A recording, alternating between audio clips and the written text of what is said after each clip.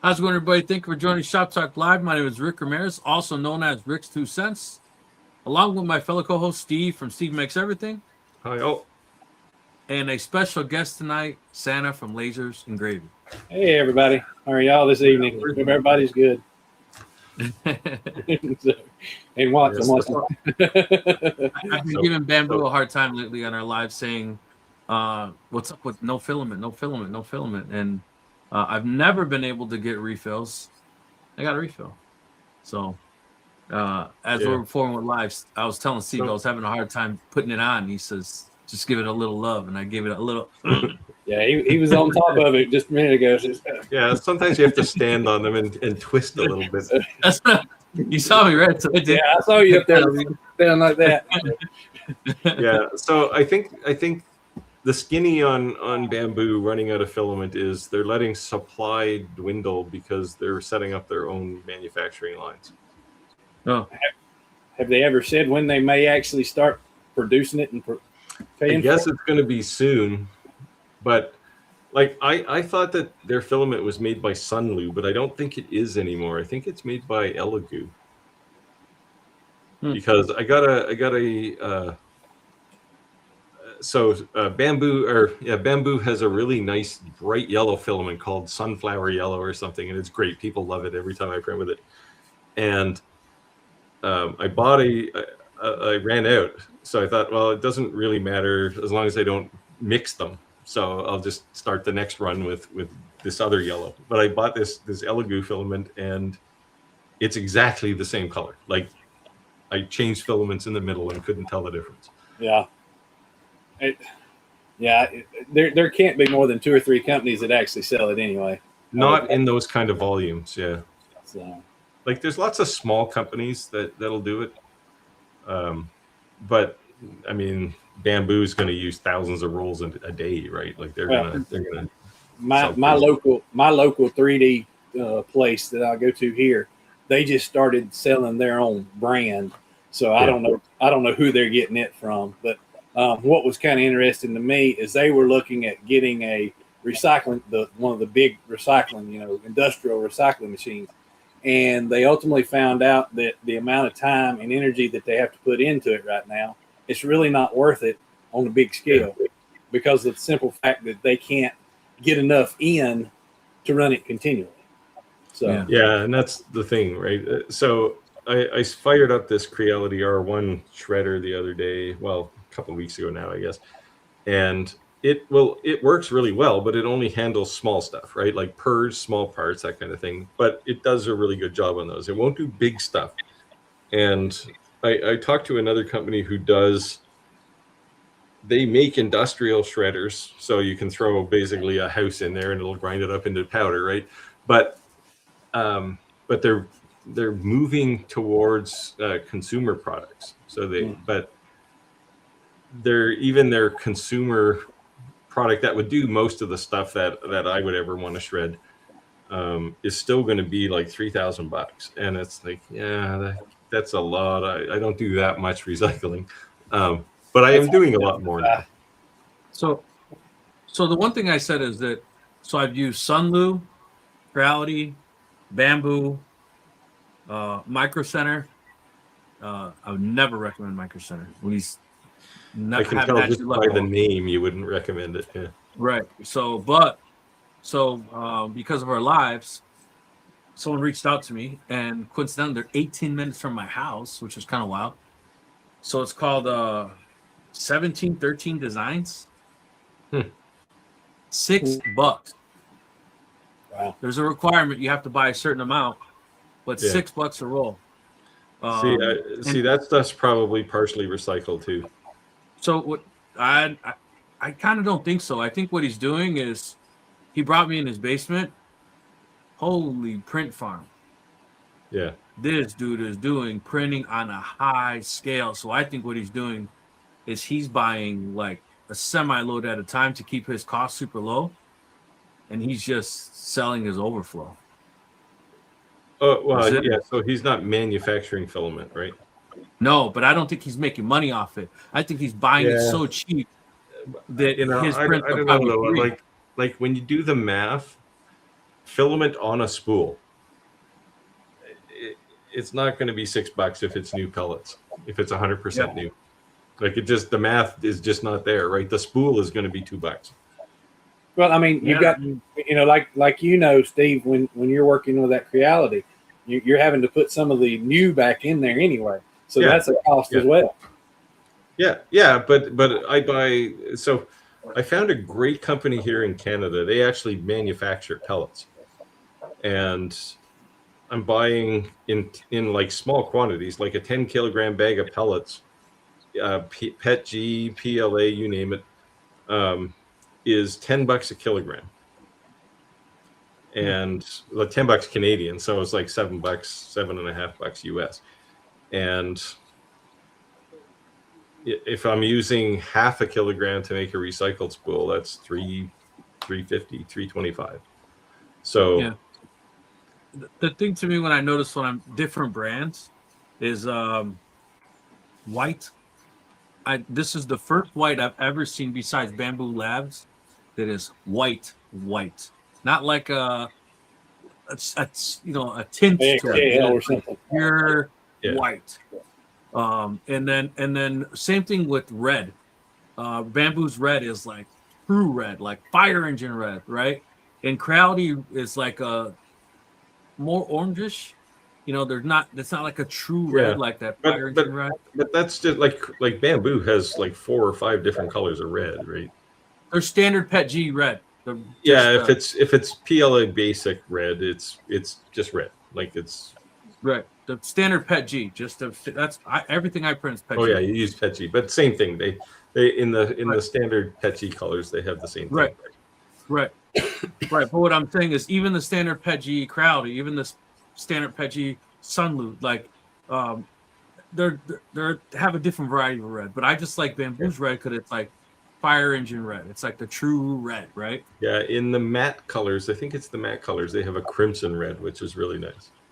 Right. So, and then the blue, like the royal blue, they're the only ones like that deep royal blue. The other ones are a little more green to them or whatever. So, but that's a color preference. It's just, I like that color preference better. Not necessarily that one printed better than the other.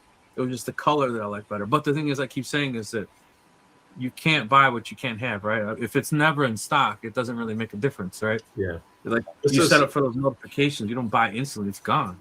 This is the main interest I had in Creality's filament extruder, or anyone else's filament extruder for that matter, is that I can make, because a lot of customers want stuff done in their corporate colors, right? If you're doing, even if it's a prototype, because most prototypes I do, it's a prototype in white, right? So you get white plastic, but some of them want their actual corporate color.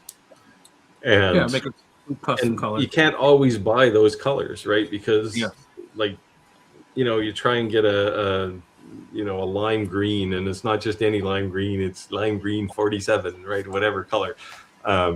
You just can't buy them. So you got to make them. Agree. Mountain Bike 12. Good evening from New Mexico. That seems like a new name. Let us know if you're new. It is. I don't recognize the name. Hey, thank you for joining. Let us know if you have any questions. Tom said hello, everyone.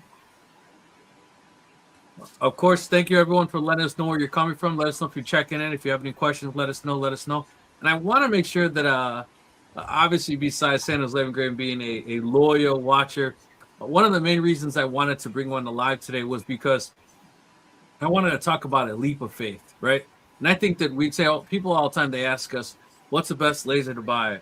What's the best CNC to buy? I mean, that's like always what's the best, right? And we're always honest and say, what's the best that you can afford? What's the best within your means, right? But at some point in time, you have to make a leap of faith to say, like, I'm going to make this purchase and see how it goes, right? And then go from there. And I'm asking this leap of faith question because in our eyes, and we kind of made lightly fun of you as a friend sometimes because your shop went from like a beginner to like knocked it out the park. So if you wouldn't mind sharing your journey, right? Because that's the other thing. People don't see like, hey, there was a lot of behind the scenes going on before that happened. Like, what was your leap of faith? What made you say like, okay, I'm gonna go from this dial laser to this, and then I'm just gonna go balls to the wall, like I'm in it. Like, I'm gonna go spend $15,000 to fill a shop. we'll back up just a little bit. I was telling Steve earlier before the start of the show. My background is engineering, of course, and I have a degree in engineering technologies, which is CNC machines, G-code, programming, quality control, all those different kind of things. So I've always had an interest in that stuff. My degree or my career ended up going into civil engineering. So I totally went in opposite directions of where my degree was. But several years ago, and I know a couple of you have seen my Jeep, I bought the Jeep when I started playing Santa here in New Bern and decided I wanted to put some decorations down the side and that kind of stuff. And so I called it Just Be Claus. But what I did is I bought the actual stickers to go on the side of the hood to begin with. I then asked them about creating a set of lights with the string and all that. Well, he gave me an outrageous number. And I thought, well, you know, I know how to design. I know how to use computers, and I know how to use CNC type machines. So I ended up buying a Vevor 24-inch printer, vinyl printer. And that's where it kind of started from. So I went from that to really enjoying doing that, but I hate weeding. I absolutely hate weeding. So that was my downfall with it. But at the same time, I'm about 5 years away from totally retiring. And being a type A personality, I'm not going to be able to sit still. So I started looking into lasers and 3D printers and stuff. And this machine here beside me was the Monport, 60 watt. And so when I started reviewing it and that kind of stuff, I ended up buying it just to totally play with. And it's got a bed big enough that I could batch stuff out. At the same time, it could get me to do some shows and stuff like that. So I could really start working towards, in 5 years, I'll be totally set on what I want to do and that kind of thing. We've talked about it, you know, me talking to you guys about niches and stuff like that. So I've got plenty of time to really see, and living where I do, I've got, you know, plenty of options. So anyway, bought that and I had it in the garage. And the wife finally said, I want my car back in the garage. So we ended up buying this building I'm in now. It's a 10 by 16, and went through and put the insulation in, put the walls up, run the electrical, the whole 9 yards.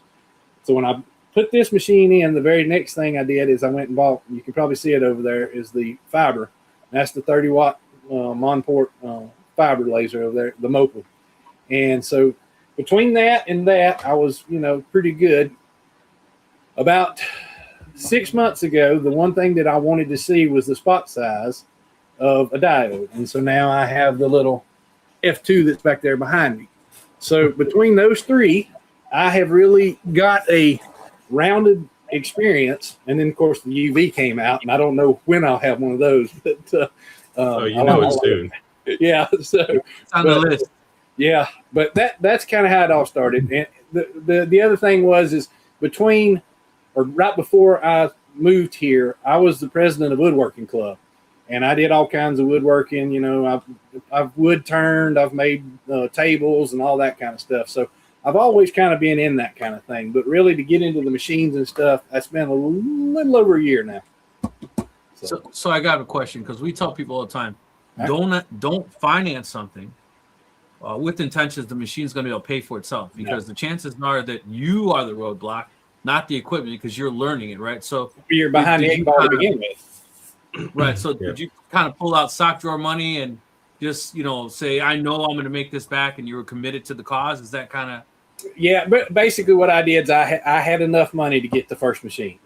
And I said, let's see where that goes. And so when I was able to make that money back, then that's when I started saying, okay, because that's when I formed my LLC.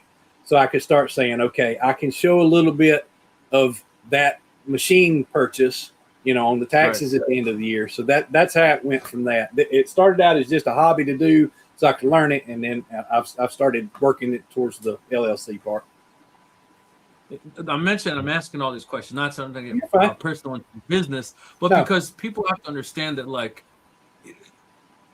your shop just looks so well polished. It looks fake, right? I mean, it looks so good. We bring it up on the live. 100 degrees out here making it look fake. I'll tell you. When Steve would have these fancy green screens behind it, I mean, that's you know, kind of how it looked. I could steal the background and make it look like it's my shop, you know. But in reality, so not to be discouraged to others, like, you know, like you built upon that. You know, it's good to share that story, to say, hey, you know, like this was my mission. Well, This is where I'm at, and you know, I still have longer goals to go for. You got to remember, when I was doing woodworking, but the very first building was a little metal building. You know, hot. You're out there trying to turn on something on the lathe. And that's where it started at. I got lucky years ago when I bought my second house that it had a building that a guy had built on there that was a 16 by 60. So I had plenty of room to expand out and have my lathe and all of my other equipment. So when I moved here, I didn't have anything. We bought a brand new house. And when we bought the house, there's no buildings out here or anything. So I had to put all my stuff in a 10 by 20 storage building. And so when I started doing this stuff, I didn't have anywhere to put it other than the garage. So it was a slow progression. As long as you're not crazy about it, and like you're talking about, you know, you can't go in thinking I'm gonna spend $3,000, I'm gonna make it back tomorrow, because it just doesn't happen. Yeah, you know? that's and always don't have the friends challenge. that convince you to buy $800 bits, because you shouldn't buy $800 bits when you start off. No, and that, well, and you're talking about that, you know, woodworking. That's the other rabbit hole as well. You start out with it, you're not a woodworker until you have a table saw, right? And then everything builds off of that table saw after that point. Yeah. So, Yes. Yeah. Then you need a good drill press, a bandsaw, a planer, a drum sander, and before long, you need a bigger shop. Yeah, no kidding. No, but that's a great story, a great testimony to share. You know, and like I said, that should be encouraging to people to say, like, you know, you're you're not a multi-millionaire who just decided one day you wanted no, an instant far from shop. You put tears along Yeah. the way. Yeah, you're doing what I did. You plan for retirement, and when it comes, you go, okay, I'm just not going to go to work today. I'll just go to my shop instead. Full time. The wife said you need something to do too, so because you get out of my hair. You're gonna drive me crazy. That's right, exactly. And I definitely enjoyed the videos of you doing the shop as well. I watched all those, doing the home insulation and the conduit and all that. Yeah. So and in all the pictures I've seen of Chris's shop, I've never seen anything that resembles dirt. very tidy. Whereas I swept my shop floor today, and I swept like half a garbage bag full of dirt off the floor. Sawdust, metal shavings, you name it. Yeah, so very cool. Tony said hello from Cleveland, Ohio, in the house. Tony. Jim says, oops, I almost missed you both. So Rick, I will point out that in your list of live streams you sent me, you had live stream 114 and live stream 115. The links are swapped. Oh, did I? I'm sorry. Yeah, so I posted it, and Tim Sands called me and he said, "No live stream tonight." I went, "What? Of course there is." You not see all that? And it said it's the live stream for May 13th. Yeah, see, that's just way too clean.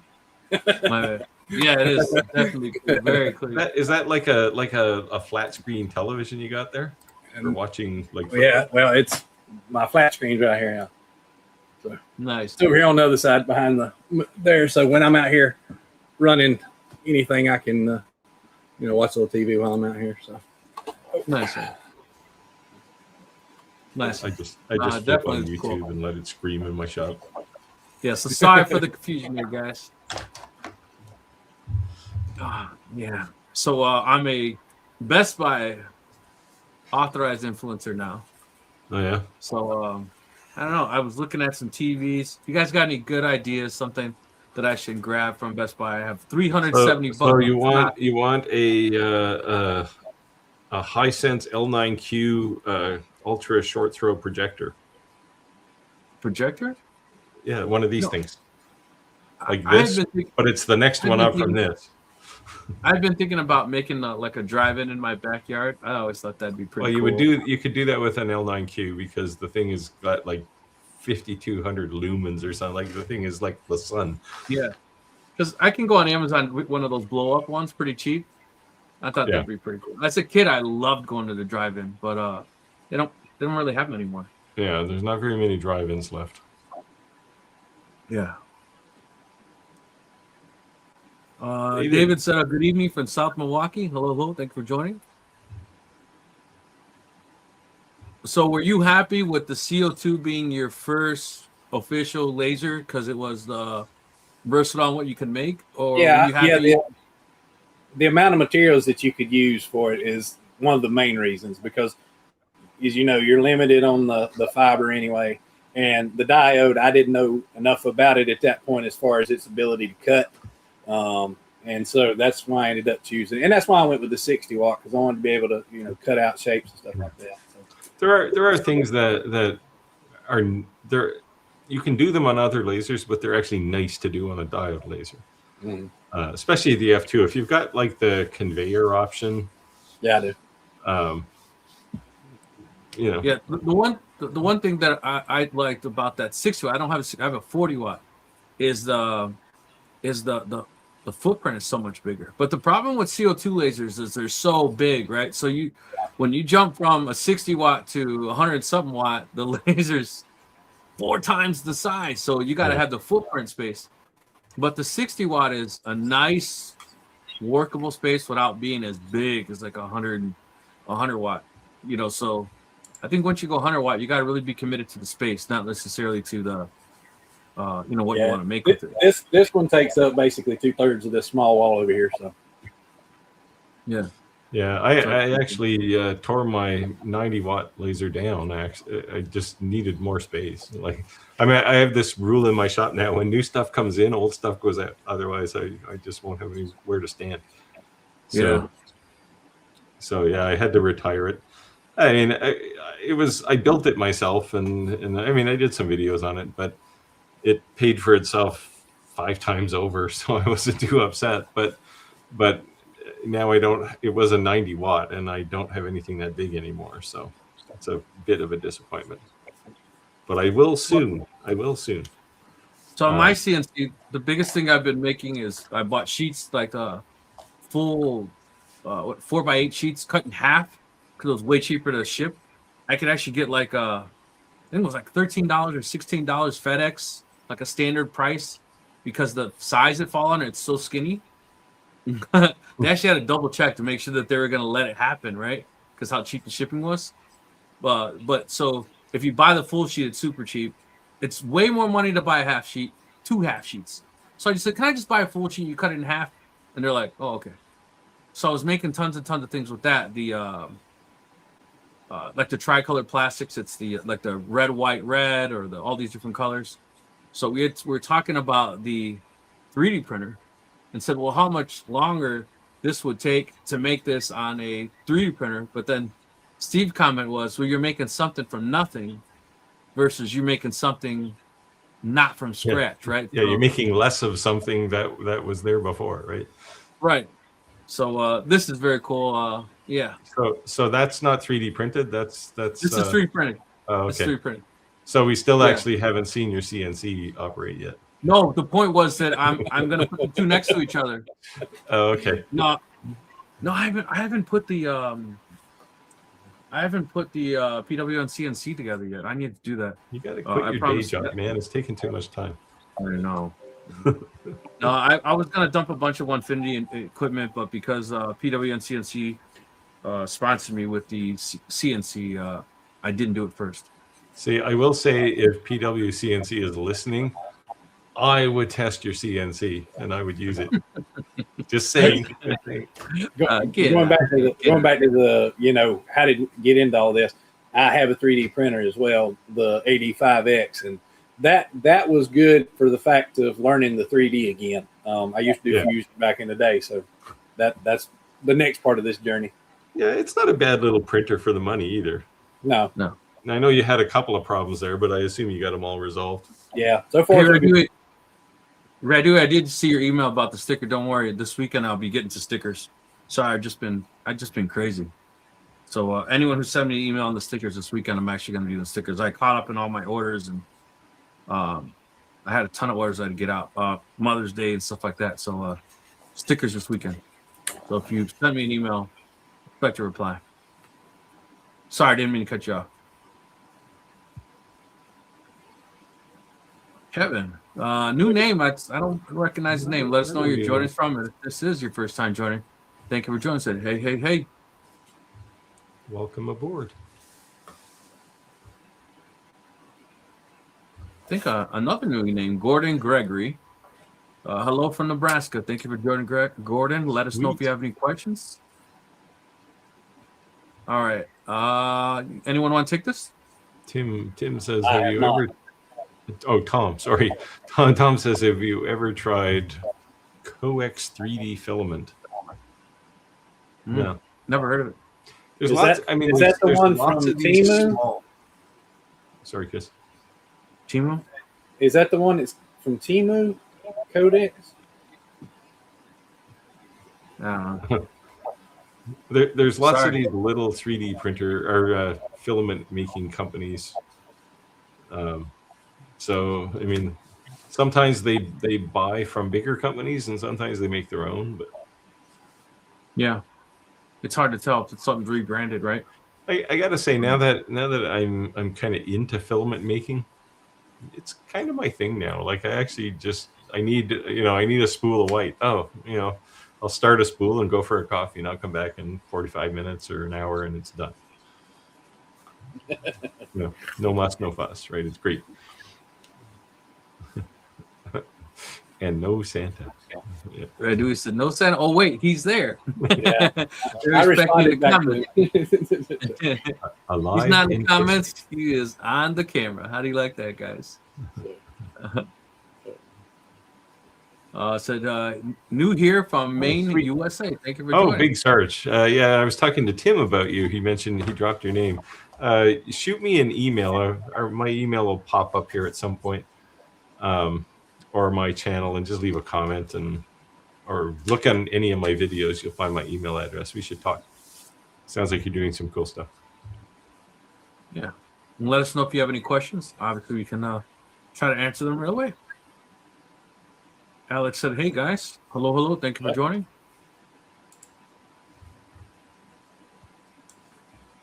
Kevin said, hey, everyone. Ashley, Kentucky this week.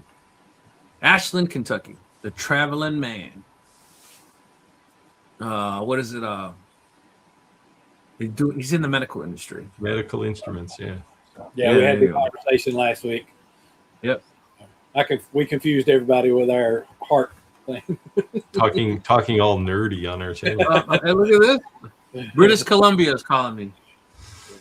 Hey, Kevin. British Columbia is calling you? Yeah. It's probably spam. No, it's a marketing company. I don't know if you guys had this lately, but I've had a slew of marketing companies call me to try to get me to grow my channel, right? Oh, and that's nonstop. Yeah. Half of those are fake. Just recently, it's been like insane. Like I had this one company call me and tell me minimum $7,000 a month, blah blah blah blah blah. Yeah. I'm like $7,000 a month. What's my return on investment? 40. That's a lot of vanity to spend money on, right? We need you to work 80-hour weeks for a couple of weeks. Yeah. Yeah. Really keep calling. So it's kind of crazy, but yeah, I just Chris, as you get your channel up and running, you'll see lots and lots of people trying to quote unquote help you. Oh yeah, I'm sure. So at some point, yeah, go ahead. So as a professional Santa, what kind of small things made by laser do you like? Looking to make things for my dad. Well, if he's a professional Santa like I am, one of the simplest things you can make is make a small coin. I've got them that I carry around that say on one side I was caught being good by Santa, and then on the back side it says believe. And the thing about those is I can carry them around, especially this time of the year when they quote unquote notice me. What I'll end up doing is a kid is one thing. Usually they'll look away and look back, look away, look back, and then I can give them a coin. But it's the adults that are the most fun. The adults are the ones that you go up to and I can hand them that coin. And for about a minute, I can make them be a child again. I'll give you a perfect example. A couple weeks ago, I was telling Steve before the start that we moved my mom down here about 3 weeks ago. So we've been doing all that transition, and we were in Walmart, and the lady I had on a Coca-Cola shirt with the Santa Claus on it. Well, New Bern is the home birthplace of Pepsi Cola. So she turned and looked at me and she said, I'm not even going to say anything. And I thought that's what she was trying to talk about. So I went back and forth with him. I was like, come on, you can tell me. And so she finally was like, you know what month it is? So I started out with a simple, well, we all keep Christmas in our hearts, do we not? For the next 2 minutes, Santa was there with her. When I got done, I did this and pointed at her and turned around and started out. And she turned in an innocent 5-6-year-old voice. She went, I'm always good. I'm always good.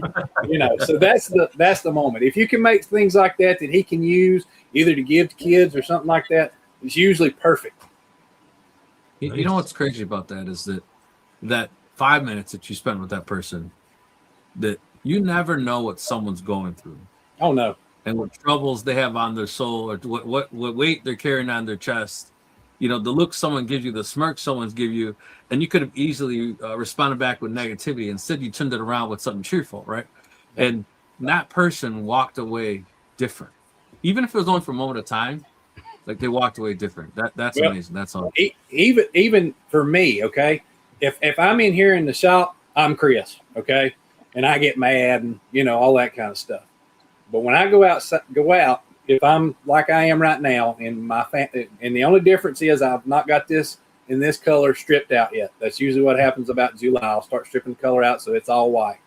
But when I go out, I have to remember in the back of my mind that somebody's going to see me as Santa while I'm out here. And so I have to act a little bit differently. Now, it's not that difficult, but at the same time, people are looking at you. And my wife falls in with it just as well. She's Mrs. Claus, so that works out great. But you have to treat yourself a little different when you're outside versus when you're in the house. That's cool. Wow, very cool. Responsibility. I like that coin idea. Yeah. I like that coin idea. Yeah, it's a good idea. So I think that anyone who has a fiber laser that's interested in making some free coins to donate to your cause should send them to you. I'd be interested. Yeah, that'd be cool.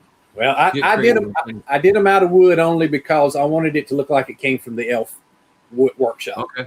So, but at the same time, I know that there are ones that actually get them that are either through a metal or even printed on. Yeah. I'd be down for that cause to come up with some cool idea and send them to.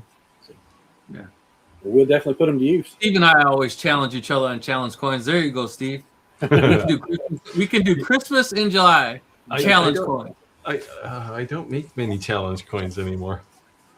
But Steve is the patina, I'm the polish. I don't like things that shine back at me. I don't like to see my face in a coin. You ever seen a Mexican truck? Everything's chrome. Yeah, you ever seen a Mexican Harley? Everything's chrome. So I did make a couple of coins for this French movie company for some prop, and I aged them, so they looked pretty nice, and then they loved them, but they had that nice, like, they're 100-year-old kind of coin feel to them, right? Not this thing just came off the press. Yeah. Reduce, I just sold my home pigeon on eBay for the 15th time. Radu, I'm waiting for the book to come out so I can just have it in the house all the time so I can read them all. Yeah. Kevin said the 15th time. I was thinking the same exact thing. It's a homing pigeon. He always comes back. Always come back. They have to keep selling. Oh, I get it. I get it now. There's the dad joke. I get it now. I didn't get it at first. That's funny. That's good. Slow reaction for me. Since today's, hey, welcome. Saying hi to Big Sarge, who's also new tonight. Yeah. Kevin said we break ground next week for our home reno, a 20 by 22 shop out of it. That's nice. That's a decent size. That's a good benefit for doing a home renovation. The home renovation will be hell, but yeah. I did when I moved into this house. They had this heinous ceramic tile in the kitchen, and I chipped it all off. And you got like the the power chisel, and you're just, I mean, there's shitty dust going everywhere, and it's my wife just about killed me. Yeah, I redid. Wanted to get rid of this tile. I redid our bathroom before we moved, and I swear I'm never doing tile again. Or sheetrock. Those are my two arch nemesis now. I don't mind putting tile down or doing sheetrock. Sheetrock's not too bad, but I don't like sanding sheetrock. Yeah. Yes, I agree. I hung it and I mudded it. Now I did it when I was going to school. Speaking of origin stories, when I was going to college, I worked for a construction company, and I spent a summer working for a drywaller. And he asked me, "Hey, do you know how to drywall?" Yeah. Slap it on, and no, do this. And I mean, this guy was putting drywall on, or like filling cracks and stuff, and he would sand it like done. Yeah, it's like holy cow. So I'd like to say I learned from the best. I'm still crap at it, but I use far less plaster than I used to. Because you put it on there, you got to sand it off, right? Well, that's the reason this is paneling and it's not sheetrocking here. There you go. Yeah, that's a wise move. Well, appreciate everyone checking in. Let us know if you have any questions. Otherwise, we do appreciate people just hanging out. Spectrum Reality said projectors are the way to go. Yeah. I got to say, I'm liking this projector back here. So where's it actually at? Up the middle, I can still put video on. Where's it actually at, though? It's right here, right behind me. On the floor. It's on the floor, like pointing up. Well, it's not pointed up. It projects upward. Oh, okay. Like the throw on the thing is only like 12 inches or something, so it's very close to the wall. I've thought about getting one of those to project on the house, Christmas type stuff. Well, I've seen some crazy things with those. That's pretty cool. Yeah. Yeah, for that you can use any projector. Yeah. In fact, if you lived closer to me, you could have one I have hanging up on the ceiling in my shop, because that part of my shop used to be my golf simulator until I screwed up my bag. But it's still there. Actually, the simulator is still up there too. Craft Creations 2023 said, "Hello, fellas. I think another new name. Let us know where you're joining from. Yours? Thank you for joining. Awesome. Let's see. Tom said, "It is made in Green Bay, Wisconsin. It's 100% virgin filament. The only downfall It must have been a serious failure. I didn't find anything else." So. Prism Sprint, better late than never, said made it late. Appreciate you joining live.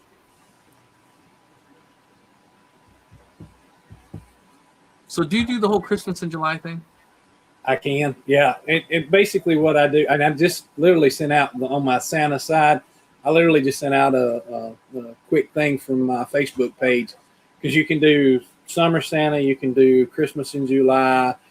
Last year I did some beach photos for Christmas time. We put up some Christmas trees down at the beach and water and all, and so took some pictures that way. So you could pretty much, and when I retire, I'll get more into it on that side. But you could literally use Santa all year long. So I mean, for example, this shirt I have on right now, it's one of my summer Santa shirts. So I have shirts for both, times of the year. What about the K to have your kids call you, FaceTime type thing? Oh yeah, I've done that. I've also done the one I haven't been able to do yet. They call it a runaway Santa. So basically, what you do is you get your kids up early, and I would be outside somewhere. You turn the light on to your back porch, front porch, or whatever, and I turn and I trot off, and they have caught Santa as he left their house. So that's one of the ones I haven't done. But the thing is I've graduated from the International University of Santa Claus. There is all kinds of classes, and you learn all these different things that you can do. But you can do commercials. You can do just a ton of things that you could potentially do. It just depends on how much you're willing to invest in your time. I don't know. Running around in somebody's backyard in the dark in the morning seems like a good way to get arrested. So I'm sure there's some professional etiquette classes in there, right, to do with Santa. Yeah. And you also learn, you were talking about, tough situations. Living down here where I live at, the Cherry Point Marine Corps base is within 15 minutes from my house. So you have a lot of kids that are moving in and out. And this last Christmas at the Santa house, I had one little girl who came and asked, or when I asked her what she wanted for Christmas, she said, I don't want to move to Guam. And so I had to switch from being Santa Claus. Well, not switch, but I had to switch from what do you want to, well, look, Santa loves you. And regardless of where you go, Santa always knows where you are and he'll always be there for you. So that little 2 seconds, and it probably didn't help her a whole lot, but just to be able to get that moment where she would then turn around and tell me, those are the things that are really fun for us as Santas, to be able to take and make a few moments. That's cool. That's cool. So the big part, like we always say, we talk about niches, and that it's okay to copy a niche, right? Because you see somebody else successful, but to actually get a niche that's something you're into, right? Yeah. It's just a whole nother level. Like, Steve being the Silver Fox, if he was to come out with other stuff geared towards that, Yeah. No, but I'm just thinking, if you're passionate, like obviously I make memorial stuff because that's my original niche, but in my trades, I'm a lineman. So if I'm making, stuff for a hard hat, just you're going to have more passion for it.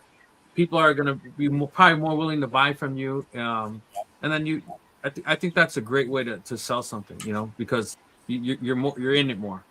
Yeah. Well, that you got to understand too, that to truly be a good Santa, you have to be Santa while you're out there. And so when I go out on these shows and stuff, I have my little coins with me, and of course get recognized or whatever. I've got my little sign that even says Santa's laser engraving right there on it.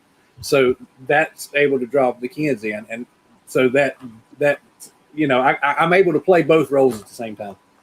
That's cool. Yeah. But what do you do when you run into another Santa and it's like, is it I had well, most of the time, this time of year, it's not too bad. If it's during the season and you're both in a suit, that's when it becomes a little more hairy. But people crowding around going, hit him. Well, no, if Steve, you came up in your Santa suit and I saw you, then I would say, well, look, there's one of Santa's helpers. Santa can't be everywhere at once. So sometimes Santa has to have a helper go out and get some of the information about what you guys want. And that's how you would do that. That was a flex. Like, I'm the real Santa. Yeah, he's the fake. I'm real. Nice one.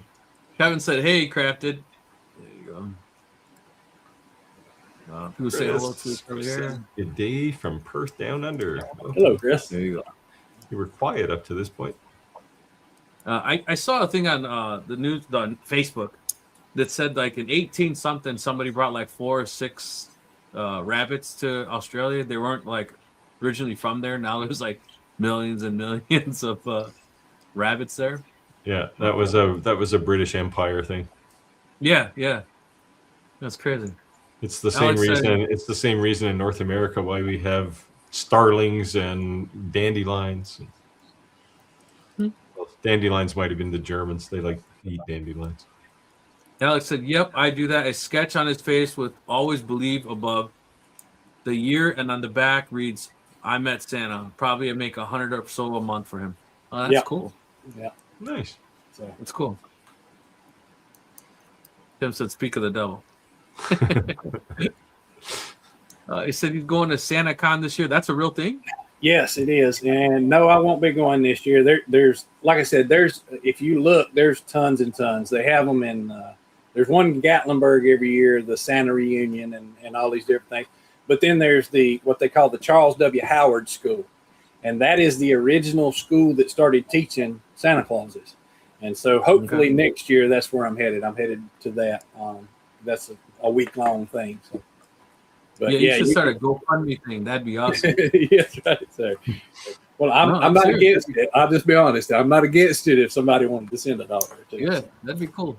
That'd be cool. Yeah, but yeah, there's all kinds of, and I've got one coming up in a couple of weeks. That's going to be in Raleigh, and it's just a local group. And I also I've kind of head up the local ones around here. We get together once every couple of months, and we sit down and talk about either a situation that we had and how we resolved it. That way we all kind of learn from each other.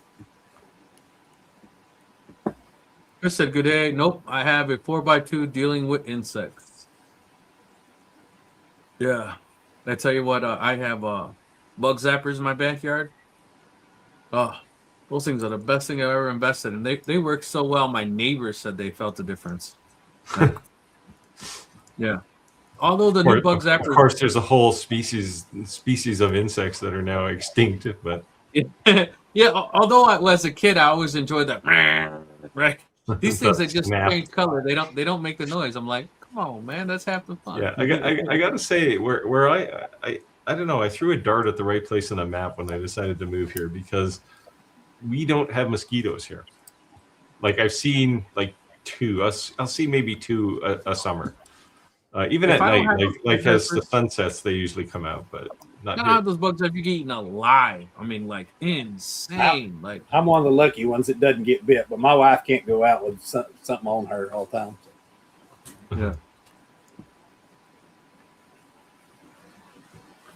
yeah. Kevin said, "Are you in?" Yeah. Asking me if I'm in New Bern, Alabama, Tennessee, or Georgia. It's actually New Bern, North Carolina. It's about 45 minutes from the Atlantic Beach, Morehead City, that area.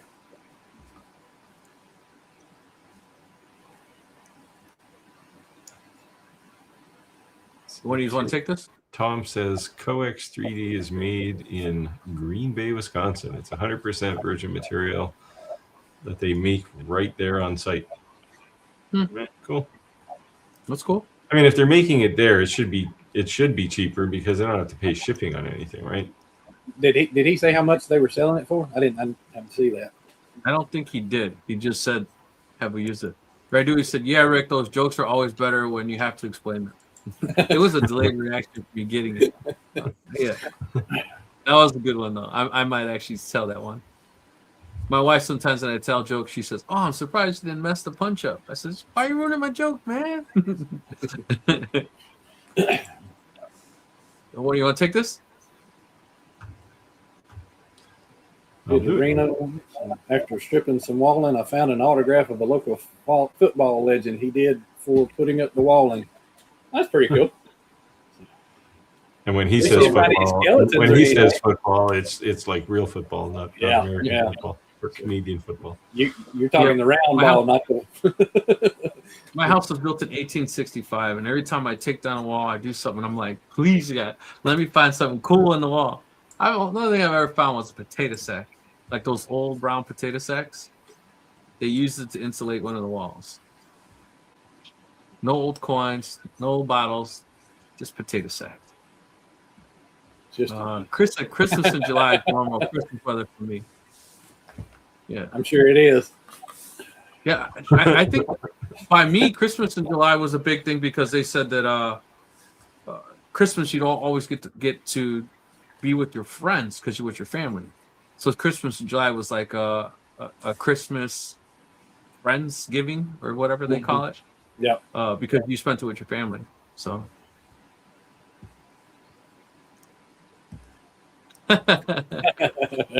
Yeah, homage to Roger today. So. Yeah, it's a very similar shirt. Listen, I used to tell the kids that they were moving is to stop. I'm sorry. I used to tell the kids that where they are moving is to stop. I make before we are. So their presents are first. I read that some kind of messed up way, but basically the kids are gonna still get their gifts. Yeah, I would imagine for military kids, man, that's rough. So Big Start says he's new at marketing of 3D printed products. Uses Fusion 360, not bad. I design and print my own packing to conform to standard shipping boxes. I'm wondering how you all feel about an unboxing experience. An unboxing of boxes? So the other day I was talking about Skylar. I ordered this cross from Skylar. And if you don't know who Skylar is, you guys got to check her out. She's one of the admins on our Facebook group, and she's on our live all the time. But she is an artist. Yeah, to say the least. And when I received a cross from her that I had made for my best friend's husband who passed, as being her friend, I just expected her to just throw it in a box because you don't have to do anything special for me, right? I'm just a friend, save the money. But the tissue paper, the sticker, the card, the handwritten thing, like presentation, like that presentation, like as you're opening it and knowing that it's a memorial gift was that much more. It was like a wow. So I'm bad at that. Like I throw in the bubble wrap and send it off. You know what I mean? So that to me was like, I need to be more like this. See, now you're gonna spoil Tim, because I sent him a box today, and it's just a bunch of stuff thrown into a box. Now he's gonna be looking for tissue paper. So I would say that the unboxing experience means a lot. Yeah, what I used to do with things like charcuterie boards, because they sometimes come in weird shapes, but you have, if you're using a CAD tool like Fusion or something, you have the design already, so you have the outline. It's very easy to cut it into cardboard, so your piece just fits right into it perfectly, right? That's what I was normally doing. And you put a bit of parchment paper or tissue paper or something on top and bottom just to make it look fancy, and people seem to like it a lot. I mean, it's the difference between opening, say, an Apple computer and that computer you just bought, which is probably wasn't as nice, right? And it's just experience starts the second you get the thing, right? Well, really, in the case of something like Apple, it starts when you're ordering it, but the real fun is when you actually get the box and you pull one little tab and everything just kind of opens up. It's pretty awesome, right? So I would say, like Roger would always say, being mindful of the package size, right? Because an inch or 2 inch on a box size can make a huge difference in shipping costs, right? So that's one thing for sure. But that's what my mindset was. I wasn't always thinking about the unboxing. But even doing that doesn't mean you have to make a sacrifice on the quality of that experience, right? Right. That's the point that I'm saying, that I was so focused on saving on shipping costs that I wasn't even focused on, the unboxing experience of something. Maybe we should get Big Sarge on and see this experience. But the same thing that you're talking about, shipping charges. You get too fancy on the inside, then you're dealing with that side of it. I mean, you don't want to do it to the point of increasing the weight unnecessarily, for example. Right. That's what I'm saying. She used tissue paper that weighs nothing, right? At the end of the day, you're buying that in bulk. Like, even if it was like the Amazon brand tissue paper, it still looks really nice.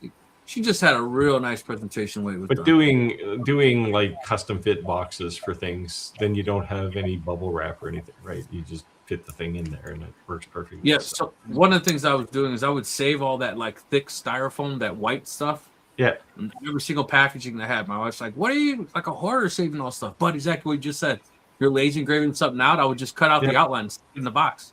Yeah, that's all. I do that quite often, actually. Yeah. I mean, I try. I have so much of that white foam now. I don't generally save it too much. I have a box full of that stuff. Yeah, when the box is full, then it goes in the trash. But at least keep that box full. Yeah. Chris said, "Who was it? I don't want to know the blame for the rabbits.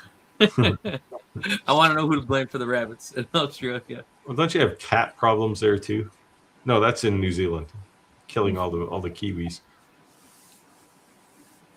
That was another British contribution to the world. All right, here you go, Steve. Kevin says, "Steve, do you actually have a laser injury?" Well, it's pretty much healed now.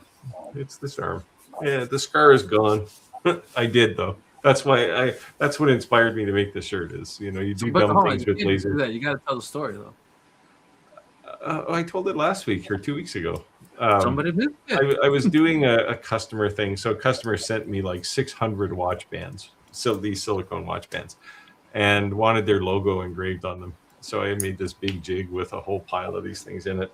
And I pushed the start button on my laser, and I saw bad things about to happen. Something wasn't lined up, and the whole thing was going to be messed up, and they're not my bands. So I reached in there to fix it. Now, as you know, Chris, with a CO2 laser, the beam is pretty much open across the top of the gantry as it goes down into the last mirror. My arm was in that beam, and while I was adjusting things, I thought, why does my arm hurt? It's like, oh. And I had a really nice kind of messed up arm there for. He said it was the hazing process. It was so the bad thing was it hurt like hell. Like it was sore for 2 or 3 weeks. But the good thing is it didn't bleed because the laser just cauterized. It solderized it back together. It's just basically like a cooked steak embedded in your arm. Chris said, where I grew up, we had mosquitoes that kidnap calves. Yeah, that's what I'm saying. Like, they're bad by me. But those bug zappers, man, they make a world of a difference.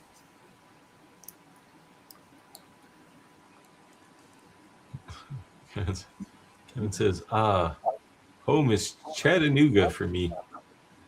Next time I'm your way, we need to shake hands.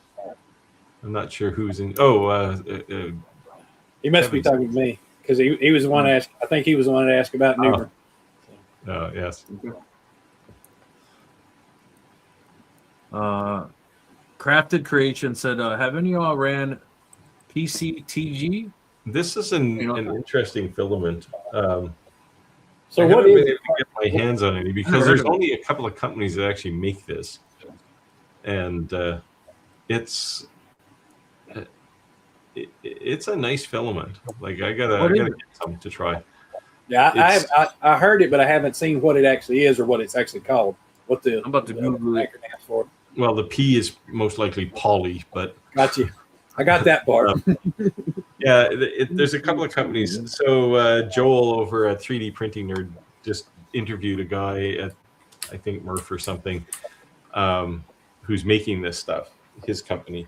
But there's a couple of other companies that have it, but it's not very popular yet. It's high performance Kali polyester filament, considered a superior, tougher alternate to PETG.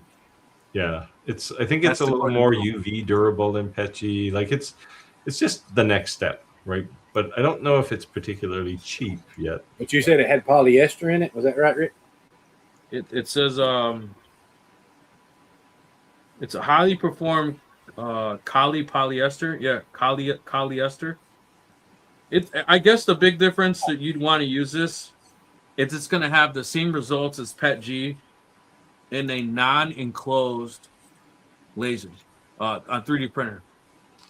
Yeah, it's got some other benefits too, but no, they're saying it's easier to print. Now PETG is pretty easy to print, but it's easier to print and it's stronger apparently than PETG too. It's not quite as like PETG is kind of soft in a way, right?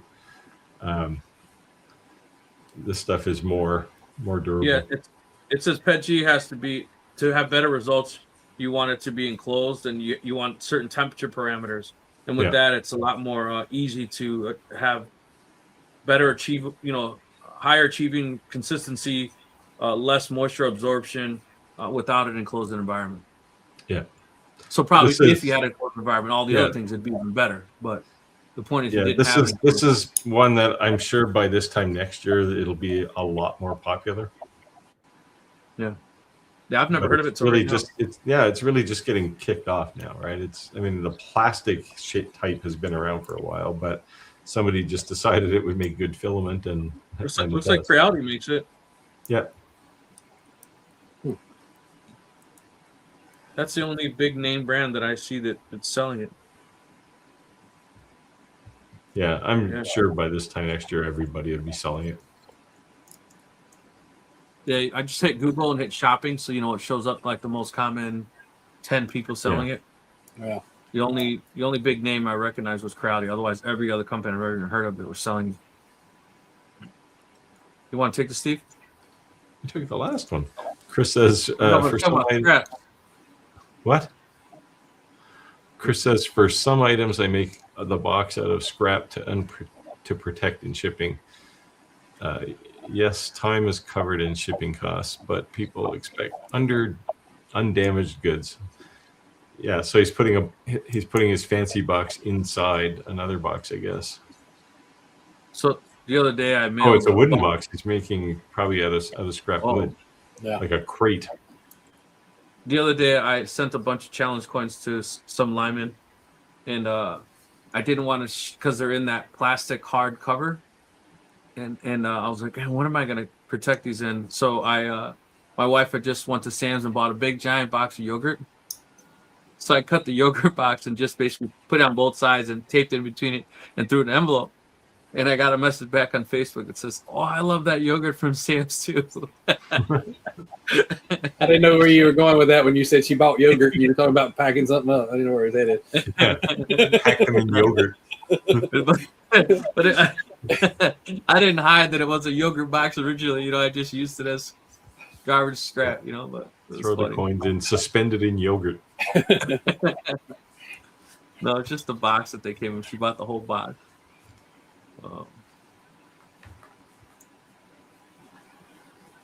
Kevin said, that's funny. I often joke with my brother, daring each other to put a finger under the laser beam. Neither one of us has done it yet.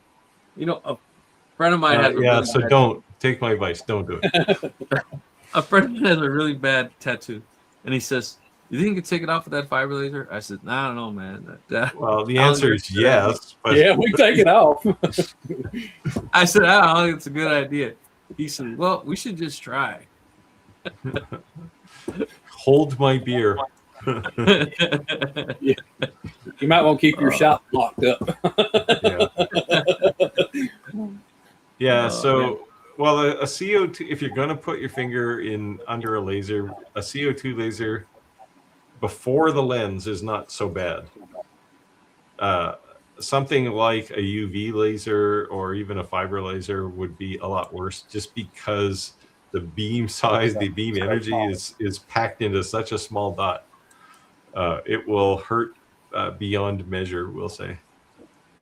And it would but truly make sure you video it about. because I want to see the scream. Well, I mean, like a UV laser, the beam is like 0.002 millimeters, right? That's like a nail or a pin, hammering a pin into your hand. Yeah. Yeah, I've never gotten bit by a laser. Let me ask you, it's not subtle. Let me ask you this, Steve, since you've worked with the UV a little bit. I don't think if I got one, I don't think I would do the crystals, but I would definitely do glass. I love running glass. Now, you say from before when you're doing the crystal, you have to be focused. You know, it's got to be just about perfect. Is it the same way with the glass? So it's not really the material that matters that much. It's the laser itself. UV lasers have such a narrow focus, right? A millimeter one way or the other, and you're out of focus quite a bit. Right. So if your laser doesn't have autofocus, you have to spend a little time to make sure that it's focused properly. So how hard is it to do an autofocus on UV lasers and see right through it on glass?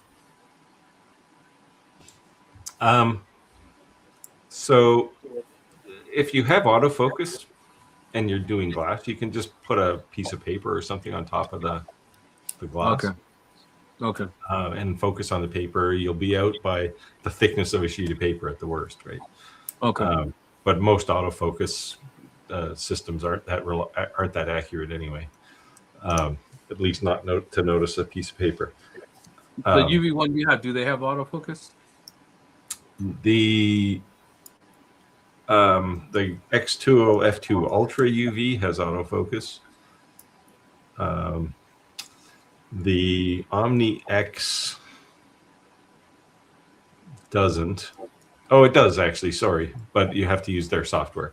With like an F2 Ultra UV, it actually has a red dot and the beam itself, and you just line them up. You can up and down manually. Like old school lasers. Yeah, that's cool. So I don't mind that. Most of them are fairly easy. Now the con marker, the challenge there is, I think in the Omni X, if I remember, they don't have a red dot. They only have the beam, and you frame with the beam too, which is brutal because the thing is invisible, right? So, so there you need a piece of paper. They give you. That's where Clack was having a hard time, right? Paddle. He was actually using the white paper because he couldn't get it focused. Yeah, I on use that blade? I use the white paper all the time. Like just a Yeah. sheet of printer paper fluoresces very well, right, with UV light. So, uh, but Commarker put in when I did the original Omni 1, I had a prototype and I said like, man, this thing's hard to focus. And so that was their solution, was to put this green paddle in with UV lasers. I hate that paddle, honestly. It's not a good solution. But just a standard, a standard sheet of printer typewriter paper, if you can still call typewriters. That stuff works really well for finding focus. Now, what you lose is the ability to see where you are on the material relative to the framing. But you can kind of slide the paper over and go, okay, up and down is not bad, and then slide it down. Okay, left and right's pretty good. But you do get a much better experience. Like people, on a kind of a side note, people are always saying, X-Tool is too expensive. But this is one of the reasons they're more expensive, right? Their autofocus is great, and their software for positioning things in a crystal is fantastic. So Chris said 1 millimeter autofocus on a UV laser is like 10 millimeters on a CO2. Yes. Yeah, that's probably a good ratio. And I mean, it's probably, 25 or 30 millimeters on a diode laser, right? Diode lasers, you almost don't have to worry about focus on those. If the beam's hitting the material, odds are good you're probably focused enough. And that's that's the thing that somebody new coming in has a problem with too. If they don't know anything about how these machines work or how you set the focus manually, then they buy a machine that automatically sets. And I just had this issue. I have sensors out on this one, so I had to go from my automatic over to using something to actually measure it. And that's what you see all the time on all these different groups is this thing's a piece of junk. I don't understand why it doesn't work right. I can't get it to focus. Well, you've got to understand those other concepts as well. Yeah. Yep. Yeah, I know. I had a lot of conversations with Jim. He's on, Jim Hamilton. He's on the call here. In the early days, anytime he had a problem, and he must have got tired of me saying it, well, it's got to be focus. Like, it's just UV lasers. I feel bad for Nancy. But I've always said, and this is maybe the advice for you, Chris, if you have a CO2 laser, a fiber laser, and a UV laser, you can do anything. Yeah. That's why I think my UV will probably be my next one. Yeah. I felt bad for Nancy. I haven't seen her join the live in a while, but she had that Monport CO2 laser. She could never get it focused. I think she ended up getting rid of it. That was the alignment, yeah. Aligning, I don't know if you've had to align your CO2 laser, Chris. It's not. I've never had to. It's scary as hell the first time, right? Because it's like, man, if I mess this up, the thing's never going to work again. Monport had everything crazy glued, crazy when I got it. So everything was that works well until the thing gets banged in shipping, and then all of a sudden it's not aligned anymore. Oh, right? Here it is. Talking about alignment, I have right here at my desk the little book that came with it that's got the alignment screws. So when I go to each one of the mirrors, I turn it whichever way it is, because two of them are set one way, one of them set the other way, and then sit there and argue with myself for a minute or two which way it's supposed to go. And then I remember if you think as if you're using and sighting in a poo-poo, if you're sighting in one of those, you usually go the opposite direction, and then that's when I usually get it right. So fortunately, they're developing better systems like the X-Tool P2S, P3. They have a much cleaner system. You almost never have to align those things. I'm working with another company with an unannounced CO2 laser, and they have a 2-screw alignment, which takes seconds. Like the thing is just super easy to use.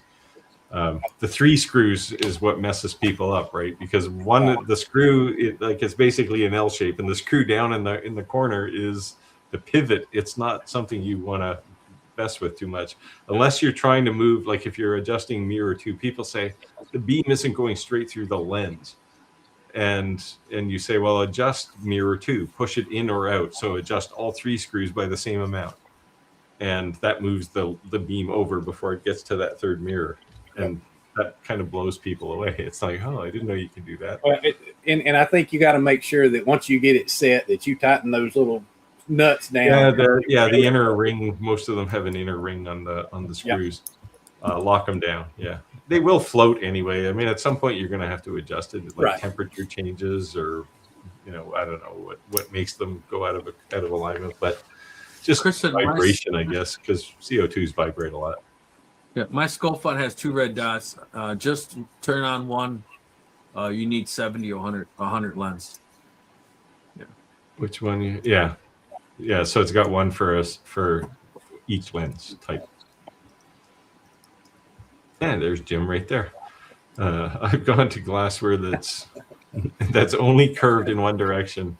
Double curved are a nightmare. Yeah. So he was having one of the things he was having this problem with was if you get a glass like a water glass where it's kind of curved on the sides, and it's certainly round, so it's curved in 2 directions. Yeah. You can't engrave very big because if you go up or down on the glass or side to side, the thing's out of focus. So it's hard. Having said that, Jim, I do have a laser coming that you'd be interested in. Yeah, you've done it. Yeah, that's what I have right now. So I basically what I'll do is I'll set it level and do half, and then do the other half when I level it. But then you got a serious alignment concern, right? Right. Yeah. So I have a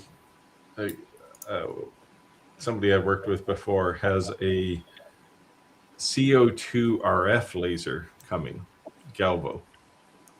That'll be a sweet machine.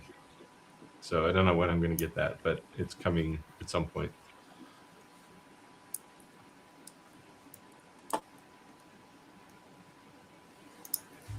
What's Rick doing? Rick's playing with his phone. Yeah. Focus, man. Focus. Someone's asking me something. Big Sarge, new name. Big Sarge. Do you make shelf stock in advance for products? Do you limit onset sales to stock on hand, or do you treat each order as standalone? Seems like there's a balance to discover. This is a good question, actually. I don't know. I don't do a lot of volume, so I don't generally stock anything. But Chris, you do lots of volume stuff. Yeah. Well, I have to because I'm going to shows all the time, so I make a lot. And right now, my garage is my storage area for that kind of thing. So yes, I do make quite a bit and then put it up. But what I have done in the last year so far is I have a Christmas section, and then I'll have a Easter section, and then like July 4th coming up, I'll have a July 4th. So whatever I end up not using that year is already done. So this coming year, I won't have to make as much. Now stuff you make is generally kind of trend resistant, right? Yeah. Because fads come and go, right? And I mean, for a while there in 3D printing, everybody was printing those stupid one-piece articulated snakes, right? Yeah. And nobody talks about those anymore. Fidget spinners was another one. Everybody was printing those. Well, I'm lucky in the fact that I can put, like we've talked about before, this being a tourist area, I can put this area's name on it and make it a magnet, or I can make it a ornament, or I can make it so I have 3 or 4 different options for that one simple little design. But because you're in a tourist area. So right, exactly. Sense. Right, exactly. So many people don't go to Canada unless they're trying to buy maple syrup or hug trees, right? Yeah, or buy snowshoes, because we all have snowshoes. Yep. So because we saw that in the Chili Willy commercial, so all Canadians have those big snowshoes, and they live in igloos. Where I live in my particular part of the world, it hardly snows at all. It'll snow, and then the next day it'll rain, and it just makes. So you don't have a snowmobile in the parking lot or in the driveway? Not here. There's no way. So 2 years ago, my neighbor across the road, he's a military guy. I don't know how long he's been here, but he was trying to make an outdoor rink for his kids, and he'd get out there in the morning and he'd flood the thing, and then it would go to 5 degrees Celsius or something during the day. The sun would shine and it would be goo. So you'd have to do it again the next day. He spent the whole winter doing it. And I just said, you can't make a rink here. It's not cold enough. That's good. Now you must have been able to skate on an outdoor rink, Rick, when you lived in northern Canada, northern Ontario. Yeah. Because actually the fire department came to our school and they built a ring, 2 rings. Yeah. One for hockey and one for just ice skating. and everyone brought skates to school, and they skated on before, after school, and during recess. Yeah. See, now living down here in the South over those years, the only time that I have really seen snow like you guys deal with was we went to Minnesota ice fishing, and it was -6 degrees, and I had every piece of heavy garb that I could potentially wear to go there. But we were going ice fishing in ice You're shanty. supposed to be Santa now. Remember this. Now my father-in-law was just laughing the whole time. But what I discovered was the difference was the humidity there versus here. It's drier there, so unless the wind was blowing, I could literally be in a t-shirt most of the time, and it wasn't no problem at the -6. But the minute the wind blew, that's when I was like, I'm out. I'm done. So I wanted to add my 2 cents to Big Sarge's question. I put feelers out there sometimes when it comes to products, almost like marketing development, right? And to see if something's a must or a bust, I call it. And if I see something consistently selling, so that as soon as the order comes in, I can sell it, I'll start keeping, a minimum of X amount to that, like for instance, challenge coins. Challenge coins are a big process for me. So, I'll do 50 to 75 runs, but then they're generally gone within days, right? But I know I want a 50 or 70-foot run. But then as I sell a lot of signs. I may keep 3, 4, 5 of those, but there are certain signs that I sell 5 every week consistently. So just, I know a lot of people when they go to trade shows, they have to like gear up for these big things, and that's scary because you can make a ton of stuff that don't sell. Excuse me. So if you're going to trade show, I think that's a different environment because you're kind of like guessing. But if you're just trying to keep inventory to keep up with the sales, that's like Roger would say he would never do Amazon because he made too many sales. He couldn't keep up with it, right? So basically, if it's something that you want to consistently sell and you want to be able to keep up with demand, and it's always easier to batch anything, that's when I would do it. But I personally would never make 100 of anything with the assumption it's just going to make. I would test the market first. Yeah, and you got to be able to pivot really quickly if the market changes, right? You don't want to have 5,000 of something. You're just going to get stuck with it, right? And then you're trying to get rid of things. Yeah. Coasters. I made these socks that said turkey socks for Silver Fox, and no one bought them, and now I got to wear them every day. You're selling them in the wrong geography, man. Sell them out here. It's all about market. Rick, why you got those pictures of socks, Steve, on your socks every day? Hey, they wouldn't sell, man. I gotta wear them. At least I got them autographed. Someone want to take this? Yeah, Chris says that's why he's semi-retired as diodes, CO2, fiber, and UV. I assume he's only retired. And he just got his UV not too long ago because he kept blaming me for not bringing it to him early. So, you're up, Santa, more on your question. Surface engraving glass with UV isn't as critical in internal engravings. Most times you want it a little out of focus anyway for better coverage. Okay. Yeah. Well, yeah, for surface engraving. For internal engraving, the beam is going to focus where it focuses, right?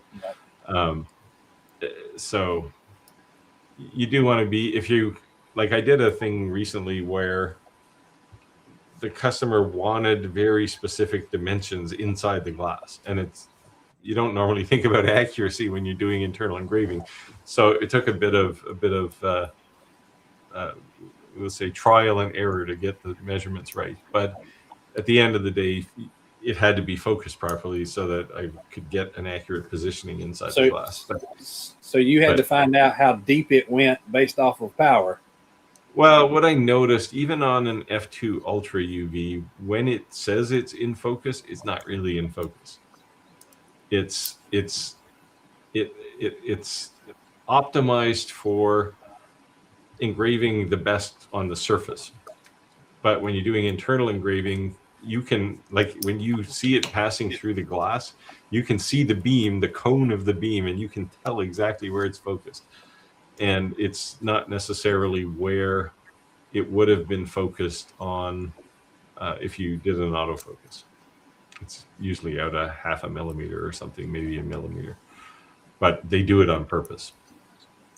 So it's a little bit different. But in Xtool software, I think they compensate for that because you set up the dimensions of your crystal that you're engraving, and it actually always focuses on the bottom of the crystal, but it knows how big the crystal is, and then it moves it up and starts at the top. So it's a nice idea how they handle it, because it takes a lot of this worry out. Whereas like an Omni X, you're trying to find the surface to focus, or well, you can focus on the bottom too, I guess, and come back, but it's not as easy. So, Sam, I think you have some competition, Mr. Grinch. Wow. Did you change your Facebook, your YouTube name? Because I don't remember that being your name, or is that your handle, Mr. Grinch? You're a mean one, Mr. Grinch. It isn't really your mortal enemy, even though you both look the same. You got to remember what happened to the Grinch. His heart grew 3 sizes, so we're still buddies now. So. How's it going, Stephen? Haven't seen you in a long time. Yeah. Chris said, "Yeah, double curves would need autofocus on each setup." Yeah. Yeah, it's virtually impossible with a UV laser, or with a UV laser to do that, like 2 axes. Although, again, you can do it on an F2 Ultra UV because they support focus on a curve. So I gotta plug the slide in behind me, otherwise my son, when he watches the video, he's gonna say, "You didn't plug it in, Dad." He's been on me about this. Look at this. He got it for me for Christmas. That's why. So Jim says, Steve, why don't you have them ship it directly to me? Oh yes, the RB or RF laser. Well, no, it's just that's not how things work. I actually made some space for that laser because it's arriving soon, I think. Chris said I keep small amounts of stock of faster moving generic items. Yeah. Yeah, I think you got to have a certain amount of generic stuff, right? And we were talking about batching. Usually I'll batch about 30 to start with. And then after a show or two, I'll know whether that's something that I need to make more of. Yeah. Yep. Yeah, but do you get to the point where you go, oh, now I know this is actually firewood? Yeah. Yeah. Yeah. I think we've all been there. We've all been there. You know, you got birdhouses. Birdhouses are your pet peeve, right? Oh, speaking of, look at this Santa's Laser engraving. How you like that one? I got to see that lamp up there. So I got the leg lamp. That's a permanent fixture in my shop. One of the many movies I love. Love it. So. It's a classic. My sister bought me that for Christmas. That's every time somebody comes down here. Did you put it in the front room window? Though is the question. Yeah, you got to put it. That'd be awesome. You got to put it on top of the TV. And it actually lights up. Like I don't have it on right now, but it lights up like the real one. It's kind of funny. Yeah. Chris says, Steve, but there's a lot of Southerners surprised you actually can get beach weather. Well, no, it actually gets fairly warm here. It's warm in the wintertime too, relative to the rest of the country. But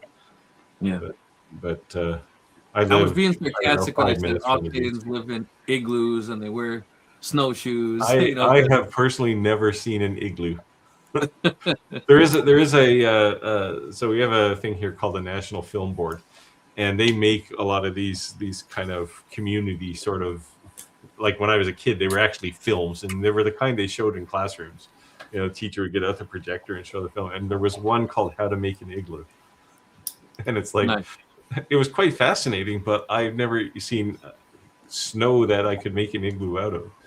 Well, when I lived in Canada, they made igloos, but I lived way up north. Yeah, you lived in like just shy of the North Pole there. Like it's just pretty. So you were close to me at Christmas time, what you were, right? There you go. Yeah. I remember when people would meet me, they'd say, "Oh, you're the Mexican family," as in the Mexican family. and yeah, and when anyone, the only time I ever met anyone who was brown in Canada, they were Native American. Yeah, indigenous. Yeah. Yep. You've probably seen a few of them in I did. Lake. Yeah, I did. Yeah. And they assumed they didn't realize that I was Hispanic. Well, I'm half. I'm Apache and Mexican, but They it's assumed that oh, was well, you're native. close. Yeah. Just Yeah. make the secret sign and you're in, right? Yeah.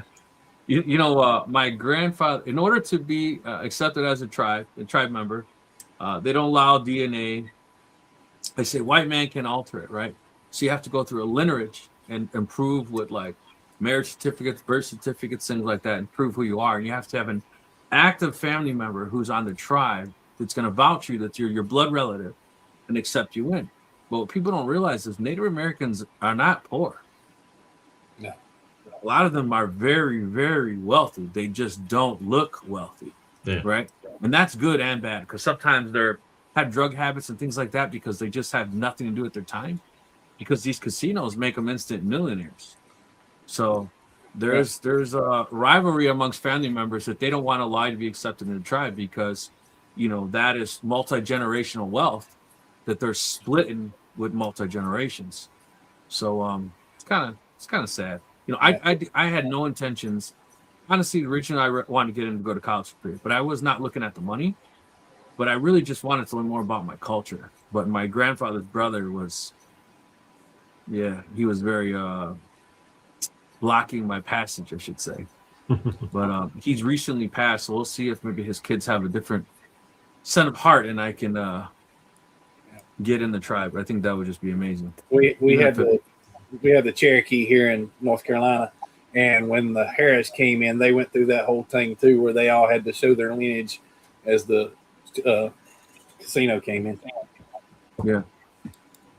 Yeah, it's really a big thing because these casinos are big money, like $1 billion businesses. So it's kind of crazy.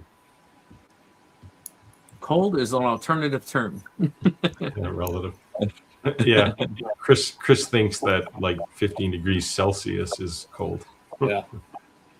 Santa was singing the Mr. Grinch song to you. That's right, exactly. And that was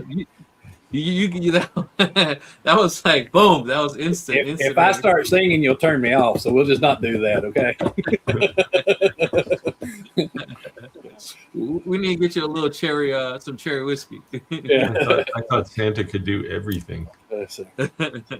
That's one of those sing in the shower moments, is what that is.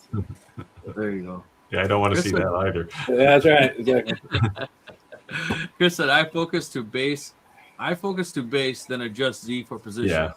Yeah, that's the safest way because the base plate is obviously never going to move, right? So you can set the Z inside of UV to the Z. So what you do is you focus on the base plate because it's in the same place all the time, and then you know how tall the crystal is, and you can just raise the Z-axis by that much. Gotcha. So you raise it dead center, or you raise it to what? Well, you can put the image anywhere you want, but ideally you want the image in the center of the crystal, right? So. Right. No, I'm saying you do the math so that you know what the center would be based on this. Yeah. Yeah, so that the thing you're putting there is in the center, if that's the intention usually. That's cool. It's a good trick. These internal engravings, people just go bananas for these things. Like, it's just crazy. That's the only reason I want a UV laser, to be honest with you. But like I said, my niche is memorial stuff, so I would do well in that. And I see it as a fad. I'm probably totally wrong. Right. They're all fads. Yeah. Unfortunately, because as you said, you live in a tourist area. Yeah. I live in a very gang violent area, and memorial stuff is big by me. So we all know Chicago has a bad reputation. I'm glad I live in a tourist area. Yeah. Chicago is not sometimes friends to their own. That's all I could say. Kevin said, I'm thinking of some type of UV. It's going to be my next machine. Yeah. Steve was saying last week, eventually, every single one of these laser manufacturers are all going to have their UVs. And I agree. Yeah. I agree. Well, this year they're all going to have UV printers too. Yeah. Right. And the difference is that UV printers have been around a very long time, but they were large format printers. Yeah. So Yeah, and that's they were designed to have somebody manage them, right? So someone cleaned them, someone just made sure the thing was always running.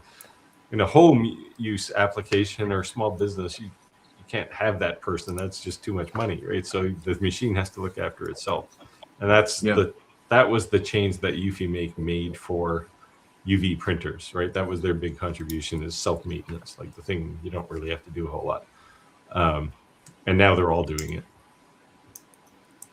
Xtool should have theirs out soon, I guess, probably next month. But who else has one? Omtech has one. GWIC has one. Monport's got one. Monport, like everybody's going to have one of these things soon. Because it's the next. I mean, everything we do is part of a fad, right? So, sooner or later. But what I think's good about that though is that very few manufacturers actually produce items themselves. They store box off the shelf items and produce them. So basically, if more than one manufacturers are investing in these parts manufacturers, I think you'll see the technology as a whole progress. Right? Yeah. Well, yeah, because if you're trying to sell a $50,000 UV printer, then it better be self-maintaining now, right? Right. But I mean, as far as tools in my shop, the UV printer is by far the most useful tool. It just, and I mean, I thought it was just me being kind of nerdy, but I talked to Tim Sands about this, who's on here, and he said the same thing. He said it took no time at all before this was his main tool. Cool. Mr. Grin says, my Iker K1 Pro just stopped. I think it's a motherboard. I loved my Iker K1 Pro. And speaking of autofocus, I think that was the biggest difference with the Iker K1 Pro is you can continuously make it go down. And, that was like the thing that laser did that no one else did. Yeah, I don't know why that never really took off in diode lasers, other than the fact that the focus is so long on a diode laser. You don't really need to do it. But I mean, if you want stuff that's crisp engraving, that's going deeper, it's useful. Right. But no, I don't think anybody else did that. Yeah. Well, until Cell lasers kind of doing something like that though, with that step down that they're in the flying galvo. Yeah, there's a few of them now. I think Alien Cell did autofocus properly. The Xtool S1 had a focus pin. I never really liked the autofocus on an S1.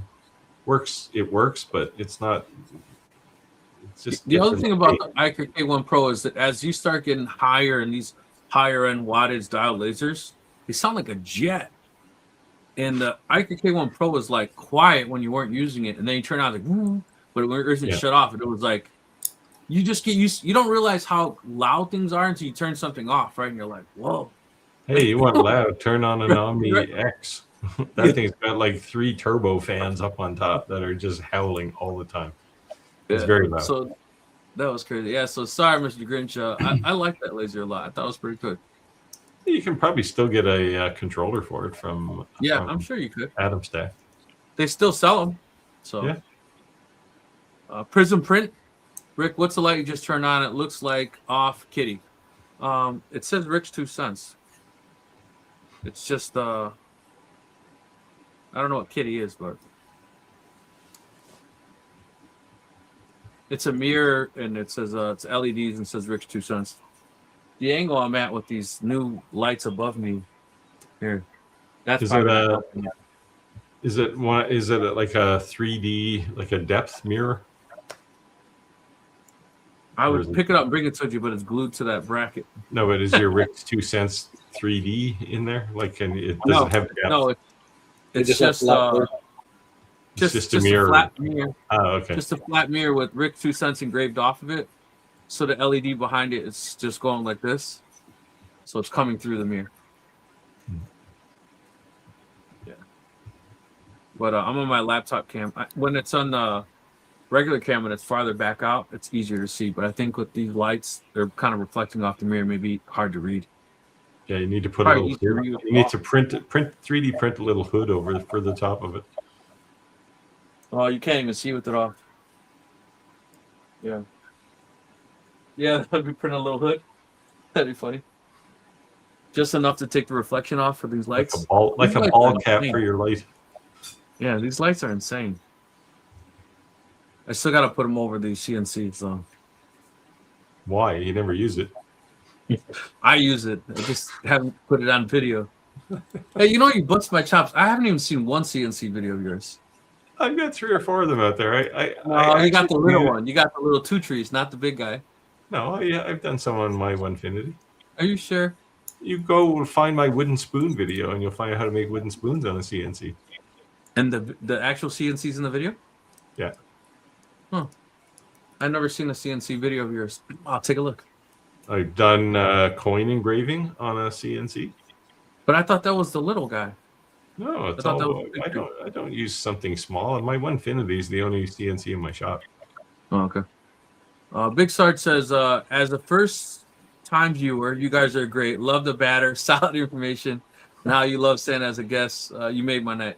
Yeah, who else has Santa on their live stream? So, yeah, exactly. Glad you enjoyed it. So, and matter of fact, if you don't subscribe to all of us, you get put on the naughty list. So you should post your your channel, Chris, so people can subscribe to it. So. Yeah, post it up, and I'll share it on the screen. Give me here just a minute. So those who are new to the live, if you're wondering why do we read these comments, it's because that we're using an app called StreamYard. And what that's doing is taking all of our social media and pulling it into one. So if you're on Steve's Facebook, if you're on my YouTube, you know, and or vice versa or whatever, it pulls it all into one. And then there's a lot of people who actually watch the podcast. There's a lot of people who only listen to the podcast. And then they chime in, like if I was to say clap, clap, clap, you'll all of a sudden see them comment in the comments. Or if I was to say Louisiana hobby guy, it's like I Dream of Genie. They magically appear on the live, you know, but they're actually listening. So that's why I read it out, because a lot of people listen to the live as they're working or doing something. So.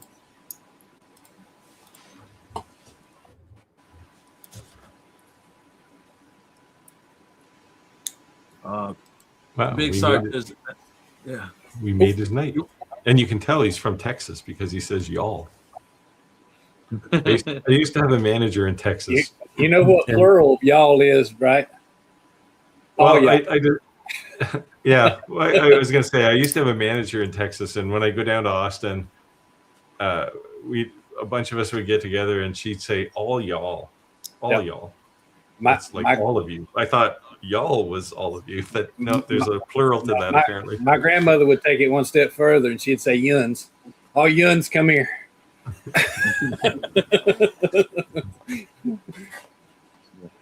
Well, I can't get it. Yeah, if I just look in Facebook or on YouTube for Santa's laser engraving, it's not hard to find. So there you go. I'm having an issue over here. Chris said, be prepared to explain the internals takes time to do by volume.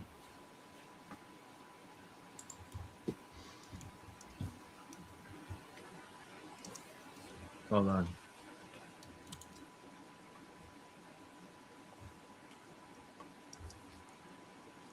You said Santa's laser engraving? Yep. Yeah, I got it. I was just gonna post it. Thanks. Yeah, I don't know what's going on over here. So, it's the same computer I did my regular day job on all day, so maybe it's just tired and just gave up on me. Uh-oh. What do you got? 82 subscribers?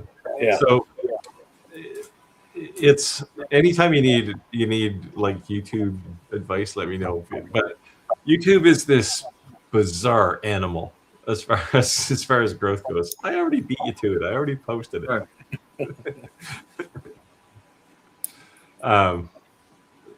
But you know, when you start out, you start a channel and you have 0 subscribers, and then you convince like your wife to subscribe or something. My wife does not subscribe to my channel. She's never seen one of my videos, but it's always somebody, and then it starts to add up, and it kind of accelerates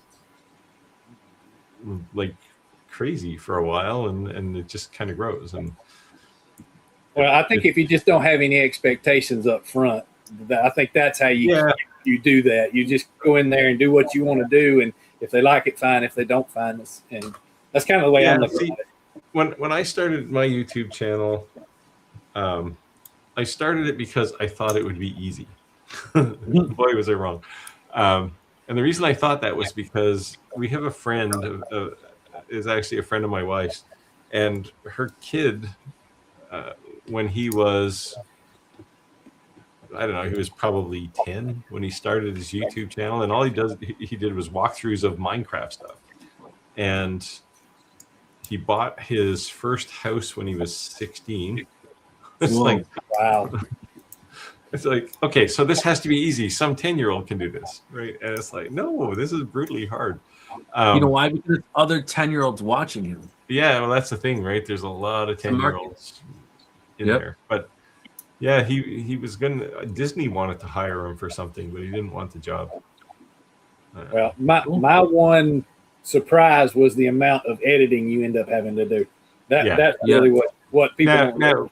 Yeah, one of the things you'll learn though is as you record, you get better, and you learn where to cut corners when you're editing too, right? I mean, I still take way too long to edit videos, but I'm a little neurotic because I want the thing to be pristine and look awesome, and sometimes I have success at that. But yeah, what are you using to edit? I've used CapCut most of the time right now. Yeah, I switched to DaVinci Resolve pretty early. Yeah.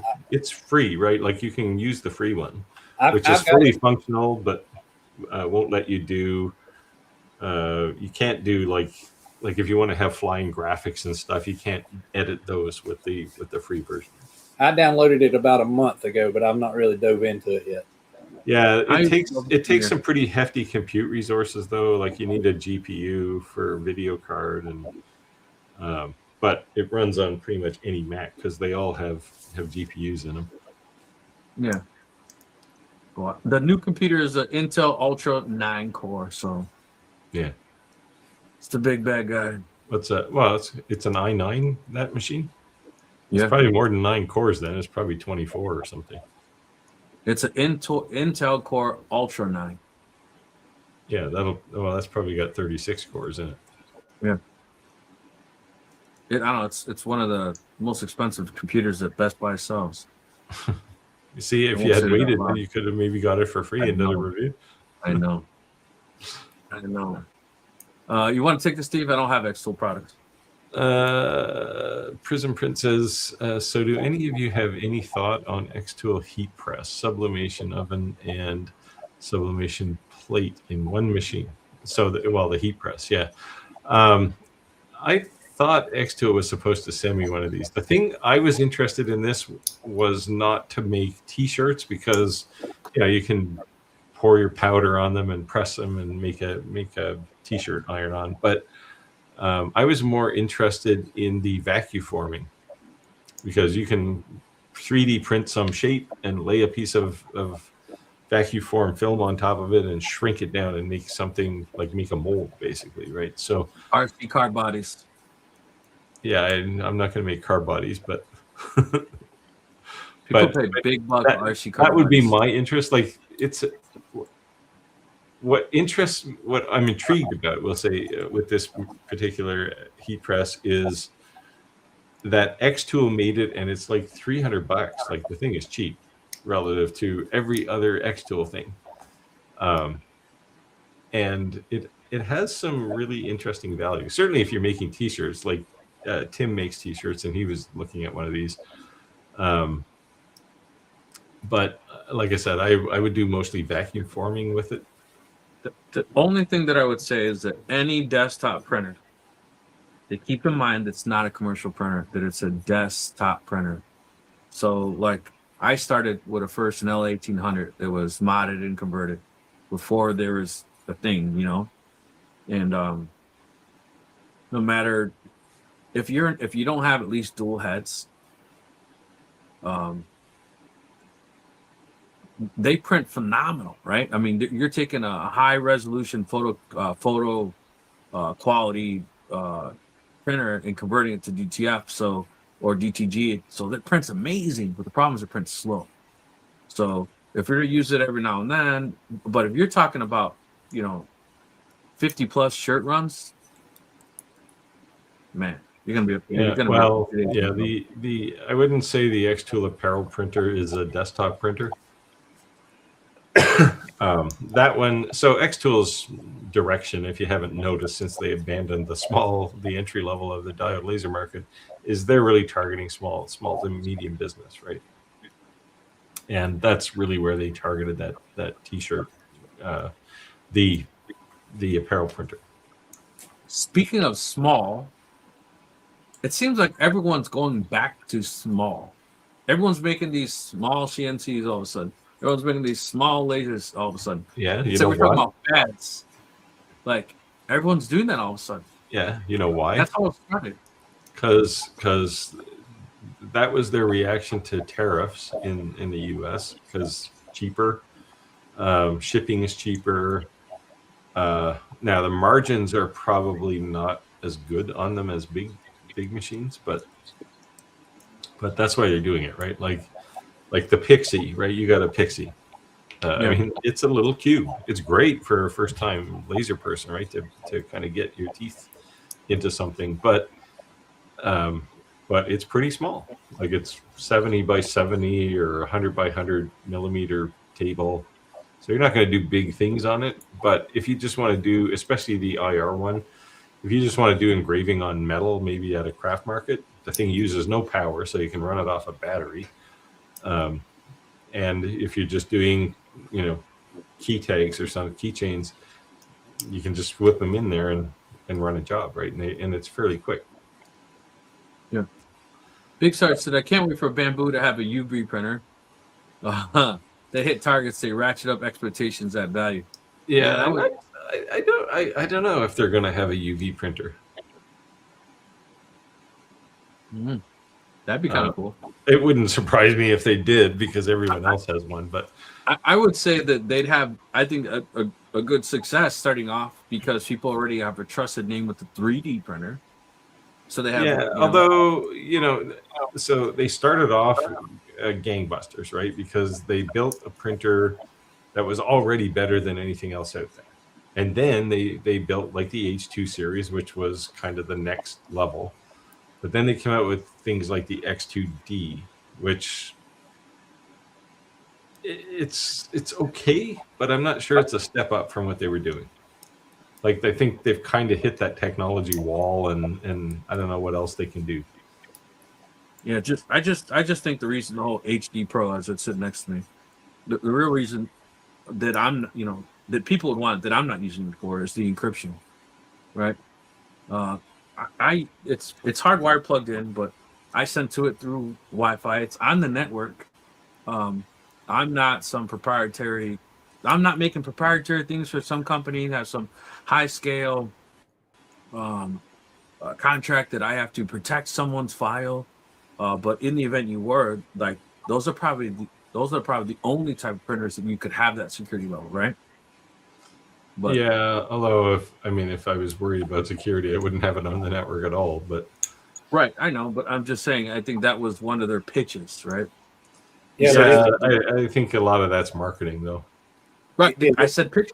Yeah, exactly. Yeah. Like it doesn't add a lot of practical value either to the printer or to you as far as a user, right? It's good marketing, though. But is it a case too where you're into one specific thing and you're trying to get into something else and you're going to end up losing it in both of them? That's always the risk, right?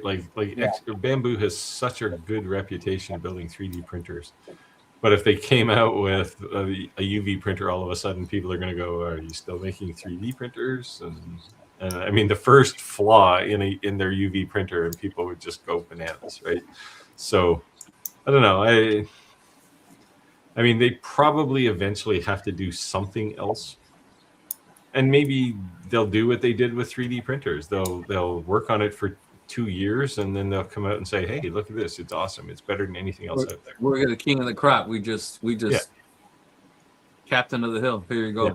Because I mean, 3D printers existed for almost 2 decades before Bamboo decided to get into them, and then they came out with what was the first one, the P1, or was it the X1?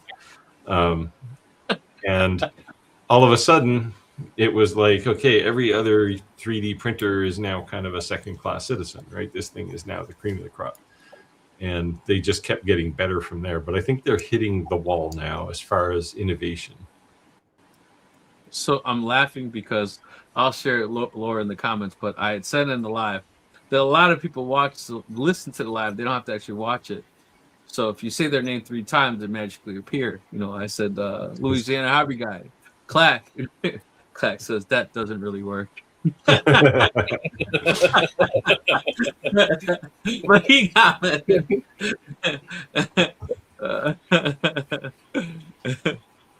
He didn't go like this and make his nose go like that, though.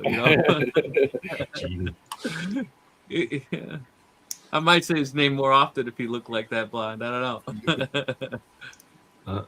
Tim says to Grinch, I have a spare. I think I have the same model that I boxed up for space. What was he looking for? Great laser. I think he's talking about his IKEA. Iker K1 Pro is looking for the motherboard. Oh, right, yeah. Well, there you go. You got if you guys want to make a deal, you can reach out to him. Coast to coast, literally. Yeah. Tim says Kit the car. Yeah, from Kit. Knight Rider. From Knight Rider, yeah. Yeah. There you go. He's saying the light. Yeah. Kit's probably pretty rusty these days, though. There you go. Yeah, from the TV show. Mr. Grin said Rick's the coin master. I'm trying, man. I'm trying. Yeah, Prim said that the car named Kit for Knight Rider. I thought you were old enough to remember. Oh, yeah, I am. Trust me. Knight Rider was definitely a thing that I watched all the time. Loved it. Kevin said, there you go. Rick, looks like you're a DeWalt fan, the same as I am. My shop is slowly turning to yellow and black thing. Yeah. Whoops. There you go. And then you see the boxes. This stupid guy right here, this is money. If anyone knows what this is.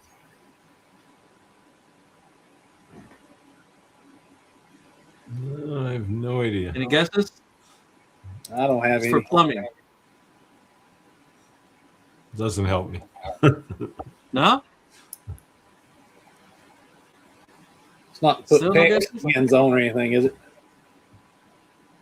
It puts the instead of sweating pipes, it actually compresses the fittings on the end.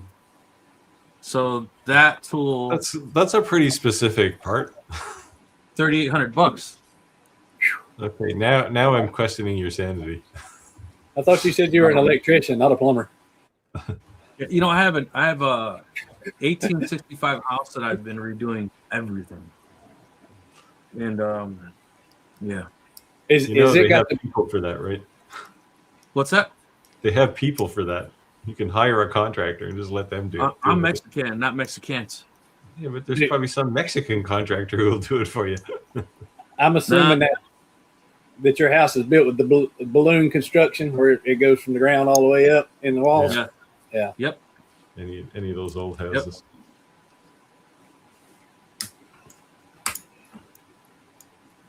There's Clack. That doesn't really work. It works. Say Clack 3 times and click your heels. Yeah. There's no place like home. There's no place like home. He was probably sitting in his big chair watching television, and then he heard that.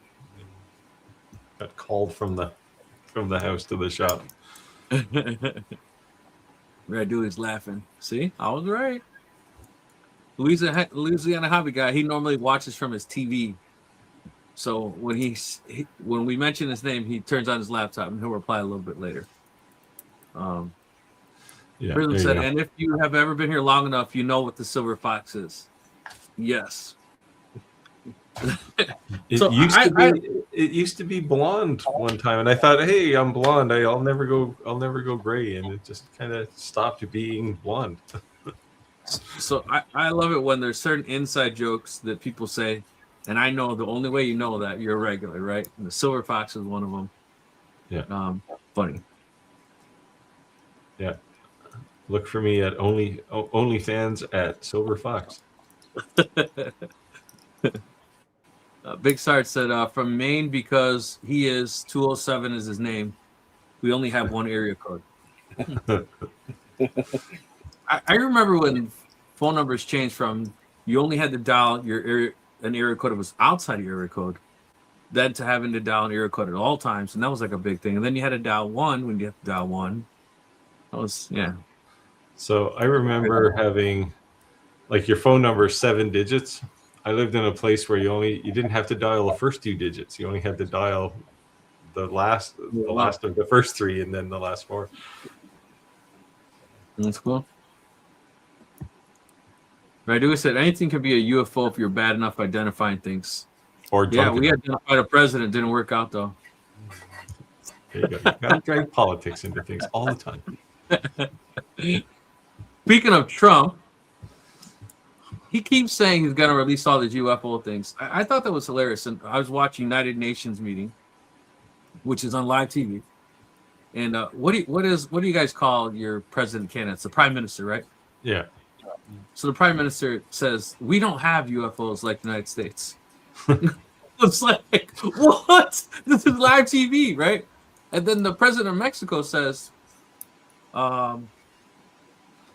this is the 20th century, right? Everybody has a cell phone. There's a camera in everyone's hands. Yeah. We can't deny the fact that there's UFO. What we can't say we've never caught one.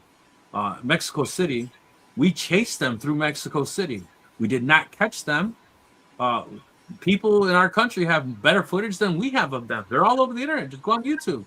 We've never caught one. We don't have one. The United States has one. And I'm just thinking, like, Mexico just like, here you guys go. Canada's like, here you guys go. And we're like, I haven't seen a thing. but Obama said that too, right? He said, "Oh yeah, there's UFOs. They exist. Aliens exist." Yeah. When he went on a late night show, did you see that when they asked Yeah. him? Yeah. But the thing is, like, man, like, come on, you know, like, I don't understand why. I don't think it's going to cause a mass panic if they said there's aliens. Oh, really? Wow. It'd just be cool to know that, like, it exists, you know. But I don't think anyone's gonna. And all the Mexicans would hide. Are they illegal aliens? No, they're real aliens. All the people then who said they were anal probed that wouldn't have to hide it in the closet anymore. They'd say it was really happened. But Prim says, I'm buying X-Tool press just to vacuum custom press packages. Size limited, but game changer. Yeah, definitely. Yeah, this is the same reason I would buy it. Is like, even if you ship something, right? You can put it in one of those little, like a Hot Wheels, right? Where it comes in the little plastic bubble on a piece of cardboard. You can do that. The other thing I saw people doing is embossing apparel. Yeah. So they're 3D printing something, and then they're putting that over the top of it, and they're like stretching the material so that there's a 3D effect on the outside. Obviously, it may have a shelf life, right? Like so many washes, it kind of doesn't look as good. But we just mentioned a couple lives ago, I seen Adidas and Nike doing that now. Yeah. But the difference is, if you bought a shirt off us for $15, $25, and in 30 washes it didn't exist, I get it. But if I would have bought a $60 Nike hoodie, I'd be pretty mad after 13 washes. It doesn't say Nike anymore. That's all I'm saying. And that's the way it's made. So Nike would say, just buy another one for $60. Yeah. Guess we don't have that Canada money. Yeah. So Chris says, too many newbies think a hobby machine is a commercial machine. This is an important distinction, right? When I look at the difference between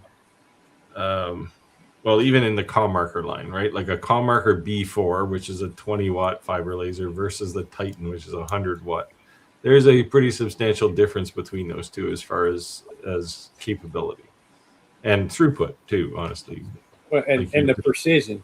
If yeah, newbies had to get the precision that an industrial or something like that, we wouldn't have as many coming in and enjoying the same things we enjoy. Facts. Yeah. Chris said small is good, but you can fit more different machines in one work area. Yeah, we all are kind of working in confined spaces. So if you're working with small things, then having a room full of small lasers is definitely more efficient of your space, right? Chris, the problem I see often with Exo is they don't clearly define who the target market is for their machines. Yeah, well, they do. They just don't communicate it well, I think. They were, for a long time, they were kind of sitting on the fence. Are we consumer? Are we commercial? That thing is polished to a shine. That thing's never been turned on.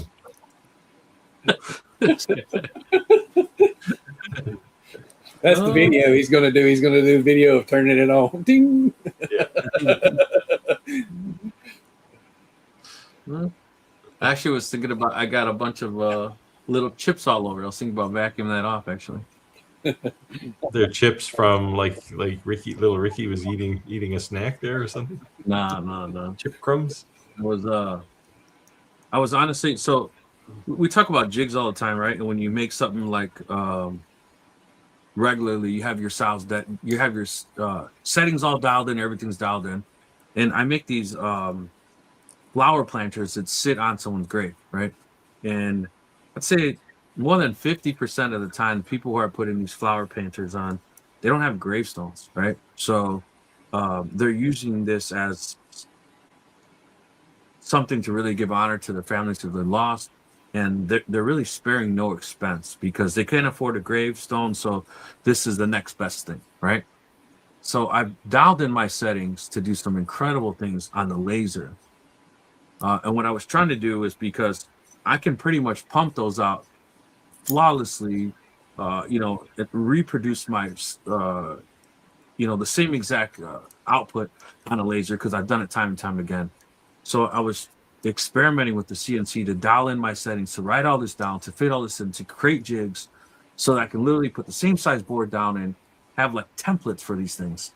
And that's what I was kind of trying to work on, so that since I have two CNCs, maybe I can like dedicate something like an area, kind of mark it on the boards, just set up my jig so I can do that type of thing. And I can way beat myself on the laser than a CNC, only because I'm not there yet, being set up with the files and all that. But I'm trying to do. So that's what all those chips are called. Doing the light engravings, because I do a lot of scroll letters. Yeah. And then infill them. So a lot of script infill. I made my dad's urn out of mahogany, and had a friend that was in the woodworking club that we went and run his CNC to put the stuff on top of. So yeah, that means a lot when you can take and do stuff like that. Yeah. Do a resin fill on it. Guess awesome. One day Rick will convince us it's not a green screen. Prism said yes, and the Chicago area has a gazillion area codes. It's so true. Yes, they do. Chris said it's only a UFO till it's unidentified and unexplained. Yeah. Call me crazy, but I think there are aliens. Seriously do. I don't see how those two are related, but okay. We're talking about the UFOs there, that's why. All right. Right, who said two possibilities exist. Either we're alone in the universe or we're not. Both equally terrifying. Yeah, Arthur C. Clarke. There you go. Well, we're at time, guys. It's 8:33. Actually, this live went great. Santa, thank you for joining. This was a good time. We actually have to have you back another time. I appreciate you inviting me. I enjoyed it very, very much. Let me before we close out, I'll just make sure I reshare your Facebook, your YouTube, so if people want to subscribe, they actually can. Thank you. Check them out, guys. Check them out. Yeah, it does a lot of cool content, a lot of good things. We're definitely gonna get GoFundMe started so we can support Santa going to this big Santa event. You know, I think that what you do for people is amazing, and I think things that more people like you need to exist in this world. We got so much things going on that's just absolutely insane. It's very heart lightening to hear some of those stories, and I love it. I'd support you all the way. Well, I appreciate that. I'll tell you this. My mom made me Santa.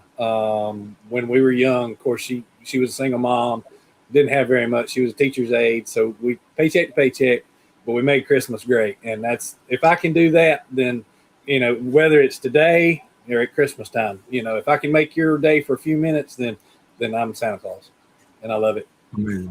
Amazing. Nice, let's get that GoFundMe set up. I'm down to promote it for sure. Steve, you want to say anything on the closeout? I don't think I could. This was fun. He said I can't top that. I don't. What can I say about that? Now I have to believe in Santa. Yeah. All right, guys. Thank you all for joining us. Yeah, of course. I know you're watching. Yeah, that's right. Y'all have a great night. See you guys. Take care. See you guys next week. Thanks.